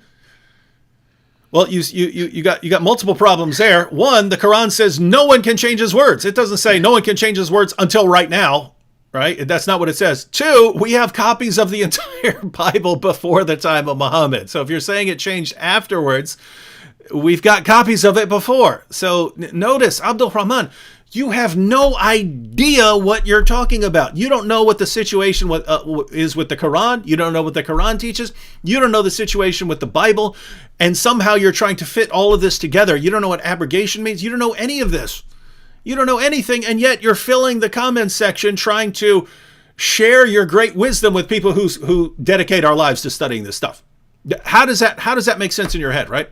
If I were to, there are all kinds of topics that I don't know about, right? I mean, if I were sitting down in a chat with someone who deals with, quantum astrophysics, I would keep my mouth shut. I would keep my mouth shut. I would not sit there and proceed to tell these guys who've dedicated their lives to quantum astrophysics. I would not proceed to tell them all my thoughts on quantum astrophysics because I would have no clue what I was talking about. I would sit there and try to learn something from people who've dedicated their lives to it. You have no clue what the Quran teaches. You have no clue what the Bible teaches. You have no idea about history, and you keep trying to correct the rest of us. Dude, we love you, but try again. Hey, here's one from Johan. This is a more serious one. He says, may you guys pray for me because I'm struggling in finding Jesus. I want to embrace him. So he says he's struggling to find Jesus. He wants to embrace him. What are your thoughts on that, Colin? Absolutely. Yeah, we'll pray for you. It can be a long journey for some. I mean, we don't know what's behind this comment. We don't know the personal circumstances, but the request, I don't have the comment up on my screen, but it sounded like a request for prayer, and that's certainly something that we can do. Absolutely. I actually, I have these sorts of things in my email, and sometimes I don't respond because it's a lot of them. Sometimes it's in the form of a comment. And it will be some Muslim saying, would you pray for me or something of that sort. And so I leave those there on purpose as a reminder, not just for them, but for all the Muslims who are, impacted by the channel and elsewhere. And that's a reminder for me to pray. And so I will certainly do that, as well, I'm sure, many Christians in the chat. Yeah, everyone pray for Johan. Johan, also, if you say you want to embrace Jesus, it's a good idea to learn all you can about Jesus, and this would be a good time to do some reading, right? So read through the Gospels, get to know Jesus. The more you know about Jesus, the more you'll want to embrace him. And one more comment. This was from earlier in the super chat, but I still had it pulled up. Pitar said, "How do you respond to people who say, but the Bible is violent?" I assume you're meaning as a response to the claim that the Quran is violent. It says, also, I noticed that when Jesus was tempted in the desert, he resisted what Muhammad wanted. So yes, Jesus resisted all the things that Muhammad wanted with every fiber of his being. But the question is, how do we respond to the claim that the Bible is violent? Well, here again, this is called equivocation, right? We're using a word in two different senses, right? If I say the Quran is violent, I mean that the Quran, if you read it from beginning to end, it's actually calling for violence. It's calling for ongoing violence. I don't mean that the Quran contains some examples of violence, right? I mean, in other words, if you take a history book of World War II, that contains a lot of violence. What do you mean if you say this book is violent? Do you mean, hey, if you read this book, there's a lot of violence in there? That's not the same thing as saying this book is violent in the sense that it's promoting violence. A history book on World War II is not calling for violence. It's not saying, hey, go out and carry out violence, right? So when we talk about the Quran, we're talking about a book that contains violence, right? It contains stories of violence, but it also commands people to go out and commit violence. Now, if we're talking about the Bible, are we in the same situation? Well, there were times when God called on people to commit violence. If you're talking about what I would call the final marching orders of the Bible, in other words, if I read the Bible right now and I say, what am I commanded to do? I am not commanded. There's no command directed towards me or to other Christians to commit any sort of violence. We are commanded to love everyone. We're commanded to love even our enemies. We're commanded to live in peace with all men to the extent that it is on us. So the point is, we're talking about, yes, both the Bible and the Quran would agree that God has called for violence in certain situations. Both the Bible and the Quran talk about the wars of Joshua and so on. So you've got those things. We agree that the future is not going to be pretty. There's going to be a pretty brutal judgment in the future. But if we're talking about what our books command us to do right now, if you read the Quran, the final marching orders, the marching orders for Muslims in the world right now is when you are in a position to violently subjugate people, you violently subjugate the unbelievers, right? If you're not, then maybe you don't. Maybe you sit back and proclaim that Islam is a religion of peace if you're not in a position to do that. If you're a Christian, what are you commanded to do right now? You're commanded to live in peace with all men, right? So so if we're talking about whether the Bible's violence, as far as what we are commanded to do as Christians, yet I don't think you can get much more peaceful than commanding us to love everyone, including our enemies, and telling us to live in peace with all men. This is us waging war right now. You're Yeah. seeing it. We're waging war. Yeah, Christians on the warpath. Yeah. So hope It's that as bad as it gets. hope that answers your question, Johan. If you're interested in more specific passages, I would recommend watching my debates with Shabir Ali. We had two debates on two topics. One was, is the Quran a book of peace? And the other was, is the Bible a book of peace? So that's me going against a top-notch Muslim apologist who's dealt with those topics in multiple debates before. So you can get sort of our best responses to those issues. All right. Back to you, Colin. Did you want more on the mysticism issue, or did you want to go on to Deuteronomy 18? Well, just a pit stop by that corruption question, because it's really something that I want Muslims to be able to dialogue about more intelligently. Mm-hmm. But the fact is that, I sincerely want to explain this to our Muslim audience.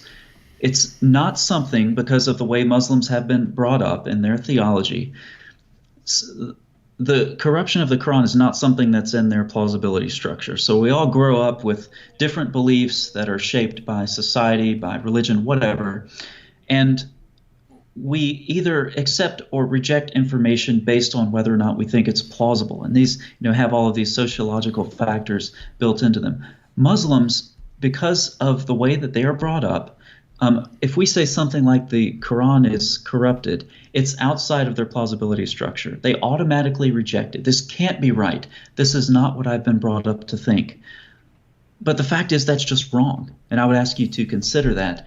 And don't talk about text criticism with the Bible and with the Quran. Okay, don't compare the two, because here's the problem. I sold a house recently. And it's an old house before I bought the mansion that the Jews are paying for now. It's an old brick ranch house built in the 70s, and I have a neighbor. Okay, let's imagine both of us put our houses on sale at the same time. I get an inspection on my house. The home inspector goes through it. You got some moisture in the basement. You have a little bit of electrical work that needs to be done. You have this and that. Okay, my neighbor comes over later and he sees the inspection report. And he says, your house is a mess. Look at this. You have moisture in the basement. You need to get some electrical work done, etc. And I say, what about your inspection report? Well, I didn't get one done. My house is fine. How do you know it's fine? You haven't checked. And see, that's the key. Muslims haven't checked. Their scholars have not checked the Quran. And so when Asalalu and Al-Takulich went through the Quran, they wanted to make a text-critical edition of the Topkapi and the Tashkent, and they decided not to because the Tashkent was too horribly corrupted. That's how Muslims do text criticism. Text-critical work on the Quran, having been neglected for centuries, is now being done primarily by Western scholars. Mm-hmm. Muslims are like the people who are selling their house without an inspection report. You have no idea what kind of shape your text is in. Christians are like the ones selling their house with that inspection report completed, and we can say, yep, there's some moisture in the crawl space, we have some electrical work done, but the foundation is solid, the structure is solid, everything works just like it should. Mm-hmm. And so that's the difference. So Muslims do not stand on top of the mountain of centuries of text criticism on the Bible and act like you can compare that to the Quran, because you can't. And when it all comes down to it, you cannot define textual corruption without excluding the Quran. When you use the word corruption, you are including the Quran in it, because the manuscripts of the Quran have been thoroughly corrupted. Mm-hmm. I realize that's outside of your plausibility structure, but it's true, and it's something that you need to start looking into. Mm-hmm. You're going to be forced to. Think about the development of text criticism. We're going to make you. Yeah, we're exactly. going to make you. The Muslims have held back the avalanche of criticism, right? Because When this stuff, think about how long it took a journal article to go from one side of the world to the other back in the beginning of the 20th century or whatever. This is when text critical work's being done on the Bible. All of this work, this critical work, whether it's text critical, source form, historical criticism, whatever, this is all being done in the age of the internet with Islam. And Muslims have been holding back this avalanche for centuries, but it's coming down on them. And they can't stop it. It's coming through on the internet, the radio, the TV, whatever, and they can't stop it. You will have to deal with this one way or another, sooner or later, and it might as well be sooner. Yeah, Islam did a good job holding back all kinds of criticism, not just text criticism, for many centuries, when you basically had the leaders in charge, and they could insulate the people in their countries and in their territories from ever hearing any serious presentation of the criticism, because if you went in there and started criticizing Muhammad or the Quran or whatever, they'd chop your head off. So they were able to do that. And now, guys, there's this little thing called the internet that we were talking about earlier, and you guys are in all kinds of trouble because your entire religion has been propped up on a foundation of complete, utter, total lies. And I don't mean, oh, I disagree with you, so I'm going to call it a lie. I mean, when your leaders tell you perfect preservation right down to the letter, no variance anywhere, that is a complete, utter, total lie. It is one of the most ridiculous and absurd lies ever. And every Muslim you'll run into believes it. And so when you multiply these kinds of things, you're making our job easy, because you're making it easy for a small group of Christian apologists to just come in there and wreak havoc on all the lies you've told. And a lot of you Muslims out there are going to be sitting there looking at this going, wow, my leaders told me one thing all my life, and it's completely, utterly, totally false. Maybe I need to stop trusting these liars. And then you're on your way out of Islam. Here's another one from Abdul Rahman Muhammad. He said, so a man who can't read, could you do what he did by changing a nation with over 1.6 billion? An illiterate can do that? He is closer to the way of Abraham than you. He commanded worshiping one God. Abdul Rahman, I would recommend you look at the series on my channel, The Trinity in Jewish and Christian Scripture. If you think Muhammad's in line with Abraham, you obviously haven't read the sources. But guess what? We already know that, because you don't know anything about Islam or Christianity. You don't know about the Bible. You don't know about the Quran. Once again, you're here trying to correct us with a very, very silly argument. You're saying, how could Muhammad, who's illiterate, have invented a religion that convinced 1.6 billion people in the world today? It's very simple. We know this. We can look at the Muslim sources. Basically, Muhammad went around, and when he was going around saying, hey, everyone, believe in my religion, believe in Islam, because, my lovely Arabic, he won almost no followers because, well, let's face it, that's a really, really stupid argument. It was later when he said, guys, join me, fight with me. We'll divide up the spoils. We'll share the spoils of war. We'll go and conquer an area. We'll take the women as our sex slaves. We'll take the property. We'll kill all the men. We'll take all their stuff. We'll just keep taking and taking and taking. And oh, by the way, if you join me and you happen to die while we're taking everyone else's stuff and enslaving all these women, you'll just go to paradise, where Allah is going to give you dozens of specially designed sex slaves, and you'll get even more in paradise. So, win-win, right? No matter what happens. You join me, you join my team. You're going to go conquer people, take a bunch of stuff. It's going to be killing and raping and everything that you love. That's what we're going to do. And if you die, you get even more of it in paradise, because Allah is a cosmic pimp. My God is a cosmic pimp, right? That's the message that won tons of followers. And if you then combine that with, oh, by the way, once you join up with my religion, you can't leave because we'll chop your head off. That is a religion that can only expand, right? Conquest, fighting, raping is all built into it. An obsession with these things. It gratifies the basest human desires. It says, yeah, and it puts God's stamp of approval on that, right? If you can walk up to someone and say, hey, what do you want? Oh, you want to go around boning lots of women and taking lots of money and seizing lots of territory and getting violent with other people and killing other people?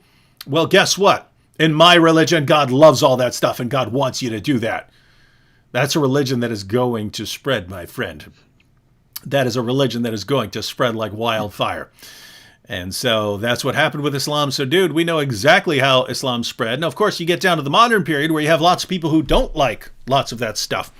But by the time you get down to our time, Islam has morphed itself with so many lies, so much deception, that it's become basically whatever any person wants, right? Islam comes to the West and whatever, oh, you like science? Well, guess what? Islam's the religion of science. Oh, you're a feminist? Oh, Islam is the religion of women's rights. Oh, you're against violence? Oh, Islam promotes peace. It's a religion of peace, man. It adapts itself to appeal to anyone. And the Muslim preachers who do this don't care at all whether they're lying.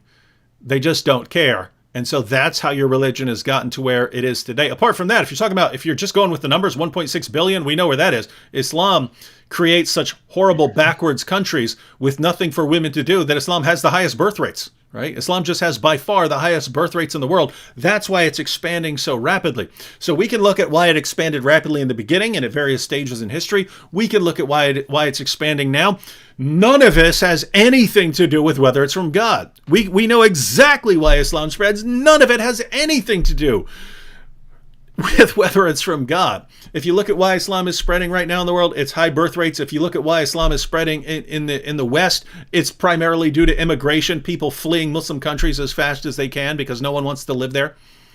It's like every single reason for the spread of Islam has to do with something horrible, some horrible, abominable practice or teaching.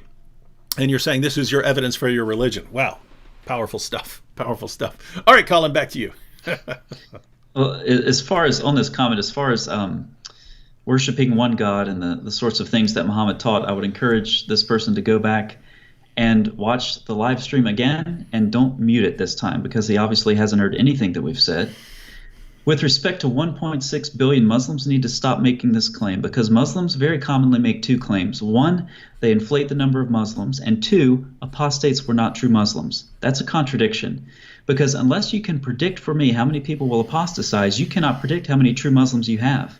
So you can make one claim or the other. You can say that there are lots of Muslims, and yes, they are authentically leaving the religion. Or you can say, we have no idea how many Muslims there are because when people apostatized, they weren't actually Muslims in the first place. So this is just a convenient claim that they like to make and very problematic. But again, just watch the live stream. It's almost like this person is just has it on mute and it's just filling up the chat with this kind of stuff. and he's not stopping. Look, I'm being as generous as possible by pulling these comments up. But here's Abdul Rahman again.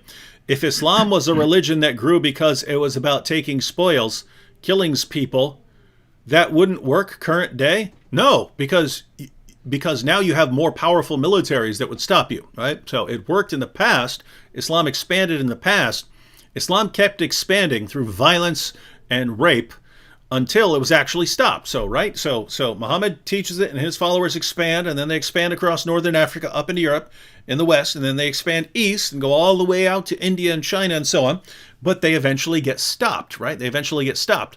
And now what you have is, because Islam is so horribly scientifically backwards that technology basically expanded much more rapidly everywhere else in the world than the Muslim world. And so everyone, any Western nation or many Eastern nations are simply far, far, far more powerful than any armies that Islam is going to be able to put forward. So yes, the violent expansion just isn't going to work anymore. So what happens? You say high birth rates? Question. You act like this is a dispute.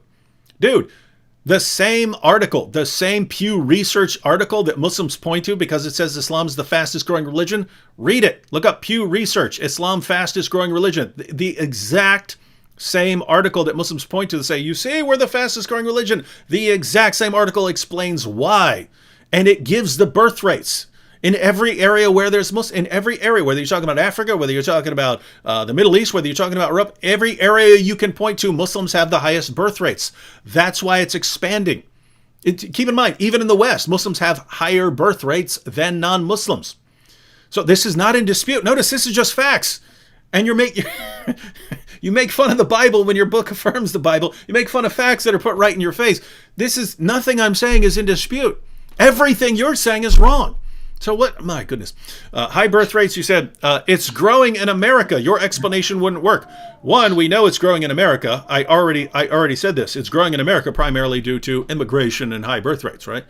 The number of people leaving Islam in America basically cancels out the number of people who are converting to it. Right? Is that what you believe in your delusional world, that Islam is growing rapidly through conversions? Because it's not. People are leaving Islam about as fast as they're converting to Islam in America. So how is Islam growing at immigration, birth rates. So I'm just going to be honest, man. It seems like every single fact that anyone could state, you are immediately resistant to it. I can't stand that. I don't want to hear it. I don't want to hear any basic facts. Any delusional nonsense that you've heard from your leaders and that fits into your delusional state, you want to cling to that no matter what. So, with all that said, I'm glad you're here. I hope something eventually sinks in, and I agree with Colin. When you get a chance, when you're not all revved up because people are daring to state basic, simple facts, go back through, watch it, pay attention, and at some point, just consider. Maybe my leaders have not all told me the truth, right? I mean, we're making claims you can very easily look into, right? When your leaders told you perfect preservation right down to the letter from the time of Muhammad, and we say, no, there are all kinds of differences. And I say, hey, there are all kinds of entire chapters of the Quran coming up missing, and tons of textual manuscripts and variants and so on. That's something you could look into. In other words, there's a prediction involved. If your leaders are telling you the truth, then you know that when you go to your sources and when you go to manuscripts, what they say is going to show itself, right? If what we're saying is correct, then when you go to the sources, when you go to the manuscripts, then you're going to find all this stuff. You're going to find out your leaders are liars. Why can't you do that? Do that, then get back to us and tell us what you think. All right. Colin, back to you again. It's interesting that book I mentioned before, kind of during the introduction, about Jesus making appearances to people in the Muslim world. There's you're talking about high birth rates, and there's a story of a woman in there. She's in like her late 20s, mother of 8, third wife, and her husband has set her aside because he found a younger model. Mm-hmm. And this is one woman that's been having dreams of Jesus. But think about the high birth rates. Again, she's like the mother of 6, 7, or 8, a lot of kids. She's the third wife, and her husband has another one. So that's something it's real. I mean, we talk about high birth rates and the types of marriages that the Quran permits. I mean, it's real, and it has a real force in the world and oppressing women, mm-hmm. and just really wreaking havoc on families. So it's a very serious thing. This proves that it's a true religion. Absolutely. So we left off with I'm still on track. We left off with the test that's applied to mystics. It's good to take a break because some of this is some pretty heavy stuff. The test that's applied to mystics, one of the tests, you get up to the sixth palace and you see what looks like water, and if you say water, you're in trouble. You've been fooled. You're not worthy. You're out. We talked about how this shows up in the Quran in Surah 27:44. And the Queen of Sheba, though, she's the one who's fooled. And so this tradition, of course, traced from the Hekkelite literature, possibly influenced from the Talmud and into the Quran. Huge problem here. Surah 27:12 begins, Surah 27:12 refers to signs, okay? And this, it's the context of Moses and Pharaoh. Put your hand into the opening of your garment. It will come out white without disease. These are among the 9 signs you will take to Pharaoh and his people. Indeed, they have been a people defiantly disobedient. Notice, these are among the signs. Verse 13 of Surah 27. But when there came to them these are visible signs, they said this is obvious magic. And this is the context in which these stories occur in the Quran. These stories are retold because they are signs to the people who are listening. Hey, this stuff happened. It happened. And it's proof of, whatever the power of Allah or his sovereignty or whatever it is. The surah continues. It goes down to talking about David and Solomon, and then focuses exclusively on Solomon, talking about the birds and the jinn that were gathered for his armies, and the surah continues. And then we get to, of course, Surah 27:44, where we were before. These things for the Quran, including the Queen of Sheba and this palace with water that, or what she thought was water, these are actual historical events for the author of the Quran. But they're not in actuality. They're products of mystical exegesis. And we've talked about the four who entered paradise and the water episode. Once again, hugely problematic when your book thinks that something is historical when it's actually not. It's a product of mystical exegesis, and we can actually see where that exegesis came from. Mm-hmm. Huge problem. Mm-hmm. So the early Muslims were at least more creative when they were finding Muhammad in the Bible. And, now it's just, look at Muhammad, Song of Solomon 5:17 or Isaiah 42 or whatever. He's there. At least, in some of the earlier literature, like Ibn Sa'd, we get some numerical patterns that are fairly interesting. And there were some Muslims who believed that the Islamic prophet would receive his calling at half the age of his predecessor. So they try to parallel Muhammad to Moses. So Moses was 80 when he stood before Pharaoh. How old was Muhammad when he got his calling? Oh, 40. What a coincidence. Muhammad died around 60 according to some accounts because the birth dates of Muhammad vary greatly. The dates of his death, you protest too much, are 632 on the dot every single time. But some traditions put Muhammad dying at 60. Moses died at 120 years old, half the age. Once again, interesting. Muhammad, when you add up Medina and Mecca, equals about 20. Moses wandered in the wilderness for 40 years. Okay, so once again, Muhammad's time periods in his life correspond to half those of Moses. Muslims today are much less creative and much more sloppy when they try to show that Muhammad is in the line of the Hebrew prophets. So obviously Deuteronomy 18 is a very common place, and David and many others, and rightly so, have pointed this out numerous times.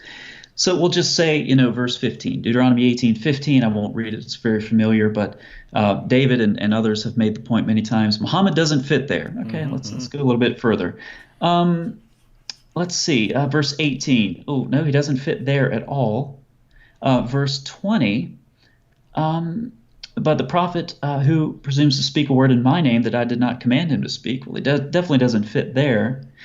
Verse 21, if the word does not come to pass or come true, we talked about that previously in this live stream with the failed eschatological predictions of Muhammad. He, according to the Quran, did not know the future. This is something called the unseen. Only Allah knows the unseen. And so he's only given one prophecy, and that is the imminent judgment. And that failed. So he doesn't fit there either. But what this mystical background allows us to do is go backwards as well. So Deuteronomy 18:9. When you come into the land that the Lord your God is giving you, you shall not learn to follow the abominable practices of the nations. And among them, verse 10, divination, tells fortunes, interpret omens, sorcerer, or a charmer, or a medium, or a necromancer. It's like, all right, Moses, we get the point. When you look at how these things were practiced in the ancient world, there's a lot of overlap. Moses is making it clear. He's making a really long list. Sorcerer, charmer, medium, necromancer, one who inquires of the dead. Isn't that the same thing as a medium? It's an exhaustive list. When you bundle these things up and say, what is common between these? The common factor is that Moses is telling these people on behalf of God, through or because of God, he's saying, you do not use human mechanisms to access the supernatural world. You do not do it. And this is exactly what we see with Muhammad. He's appealing to human mechanisms, mystical mechanisms. He's cloaking himself. He's inducing these trance-like states. Once again, he's paralleled with Ibn Sayyid. He's using human mechanisms to try to access the supernatural realm. And that's exactly what Moses says. You're not supposed to do this. That's dangerous stuff. And so when you understand this mystical background, it not only allows you to go from Deuteronomy 18, 15, and 4, but you can go back into all of those things that Moses prohibited and see that Muhammad was doing the exact same thing, the 7th century equivalent of these practices forbidden in the Torah. Pretty big problem. So he would have been under multiple death sentences from Moses. Well, and he also erected a sacred stone, which Deuteronomy 16:22 says, the Lord your God hates that. So, yeah, there's another death sentence. So there's those, the satanic verses, Muhammad delivering a revelation that he claims was from God and then later came and said the devil tricked him. That was the death sentence. Muslims claim to respect Moses, and yet Moses would have put your prophet to death multiple times over. Muslims. It's a huge problem. And it's, if you want to look at like a contradiction, I don't do contradiction videos. I haven't done one yet, but what's a contradiction in Islamic theology? This would be one. Because on the one hand, you have this doctrine of the pure transcendence of Allah.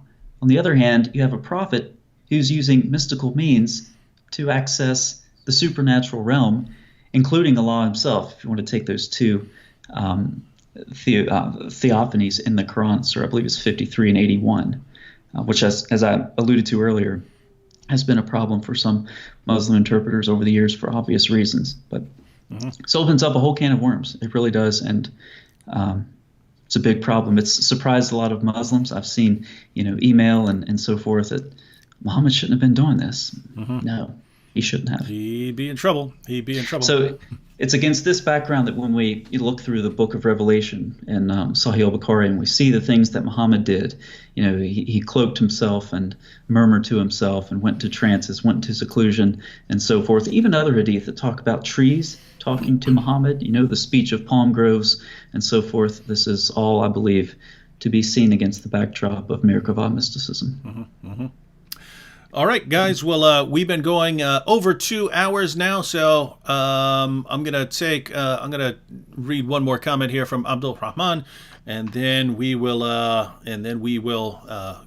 let Colin close us out and give us any final thoughts or summary. But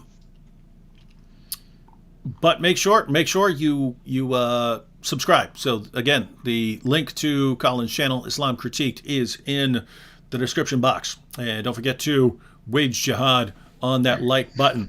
All right, well, here we go again. Abdul Rahman, back on the same topic as earlier, said, right, it wouldn't work current day. We know it wouldn't work. Obeying Allah's command to go out and violently subjugate the world wouldn't work current day. We know that. People joining a religion to take spoils. So why is it still spreading here in America? I feel like I've talked about this repeatedly, but I'll gladly repeat it just because I think it's amusing. So why is it still spreading here in America if that stuff doesn't work now? What's the reason for it growing this time? Abdul Rahman, we know exactly, for the 50th time, we know exactly why Islam is growing in the West. Number one, immigration, right? Everyone in many Muslim countries wants to leave those countries because Islam has a massive knack, a miraculous knack, if you will, for making countries that people do not want to live in.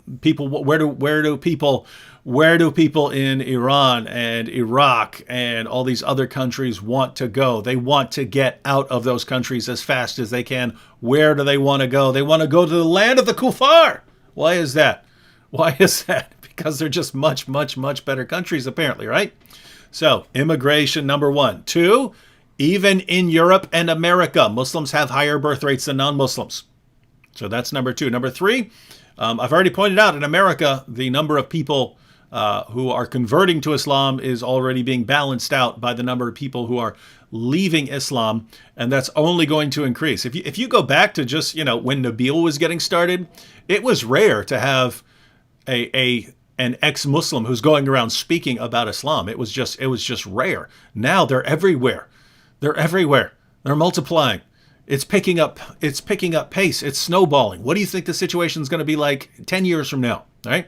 In other words, we've reached a point where the number of people converting to Islam is balanced out by the number of people who are leaving Islam. What do you think is going to happen to that? The percentage of people who are leaving Islam is going to increase, right? Until you have more people leaving Islam than who are entering Islam. So notice that would just hold it equal. You still do have people converting to Islam. If you're asking why that is, why do people convert to Islam? It's very simple. The preachers tell them lies, right? I have never met in my entire life a person who converted to Islam after doing anything I would consider a careful study of Islam. Not one. I've met lots of converts to Islam. I've met a lot of them. Debates and things like that. And I talked to people in the audience afterwards. I've met lots of converts to Islam. When I ask them why they converted to Islam, I get lies. They believe them, but they were told lies, right? So your leaders, and by the way, if you want a fuller explanation of this, just watch my recent video, Islam's 99-1 rule. It will explain it very clearly in detail.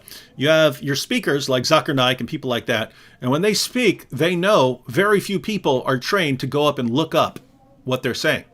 So when your Islamic preachers go around telling people the Quran is filled with scientific miracles, the Quran is filled with verses that support and honor women, the Quran is filled with peaceful teachings that honor and respect Jesus. When you go around, when you go around saying these things, people just have a habit of believing you. They haven't caught on to the fact that these preachers are the biggest bunch of liars the world has ever seen. They haven't caught on to that yet. And so they believe them. And some people convert based on these lies.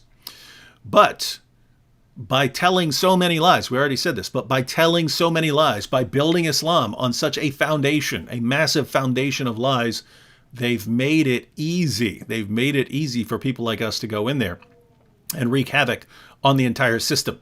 And that's what we're going to do. And keep in mind, I mean, there's only a few of us. There's only a few of us doing this, but that number is growing. And if the few of us who are doing it right now, me, Colin, Christian Prince, Sam Shamoun, the guys like us, if we're able to wreak havoc, what do you think is going to happen when it becomes, 20, 30, 40, 50, 100, 200, 300, 500, 1,000 people online wreaking havoc on your religion? What are you going to, there's one apostate prophet channel now. What are you going to do when there's 500 apostate prophet channels?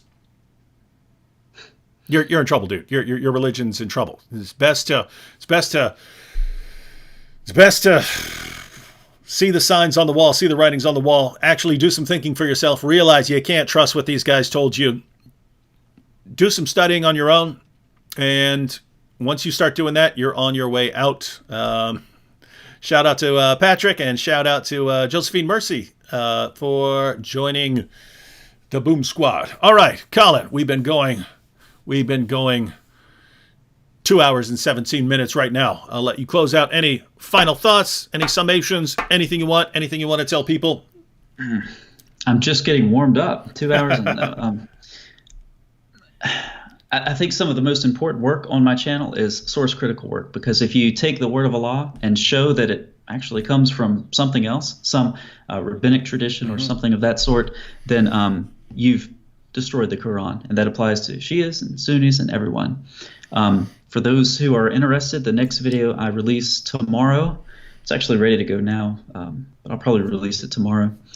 It's on the story of Joseph, as I said earlier, and we do it again. We show where the story comes from, how the exegesis arose, and see that it made its way into the Quran. Once again, the Quran thinks it's historical material. It's really rough stuff, honestly, but it's important work. It's what I've been focusing on a lot lately, and if you are interested in that sort of thing, I'd certainly love to see you there and see your comments and share the material as necessary. I get a lot of requests. Hey, can I upload your video? Do whatever you want with it. Okay, translate it if you want. You might make some mistakes, and by God's grace, those mistakes will improve the content. So it doesn't matter to me. Just share the content. Let's get the word out to Muslims, and be that voice that they're listening to when they're hiding in the bathroom or hiding in their bedroom, trying to get a little bit of Bible in their life. We can be a chorus of voices that they hear from across the ocean and even here in the West as well. All right. Thank you, Colin. Thank you, everyone, for joining us. Again, one more time, if you haven't subscribed, be sure to subscribe to Islam Critiqued. Link is in the description box. And if you watch these videos as they're coming out, that's the awesome thing about the time we're in. It's wide open, right? It's Colin is on the cutting edge stuff. Islam has left all this stuff wide open for rooting around in Islam's cellar for all the dirty secrets about where Muhammad's getting these revelations. And Colin's going to find them all. He's going to bring them to the surface. And if you're subscribed, you're going to have access to those. And then you can go share those with your Muslim friends. All right. See you all next time. God bless everyone. And Abdul Rahman. Do some studying, bro. Do some studying. Catch y'all. I'm praying for you. Catch y'all next time. Bye.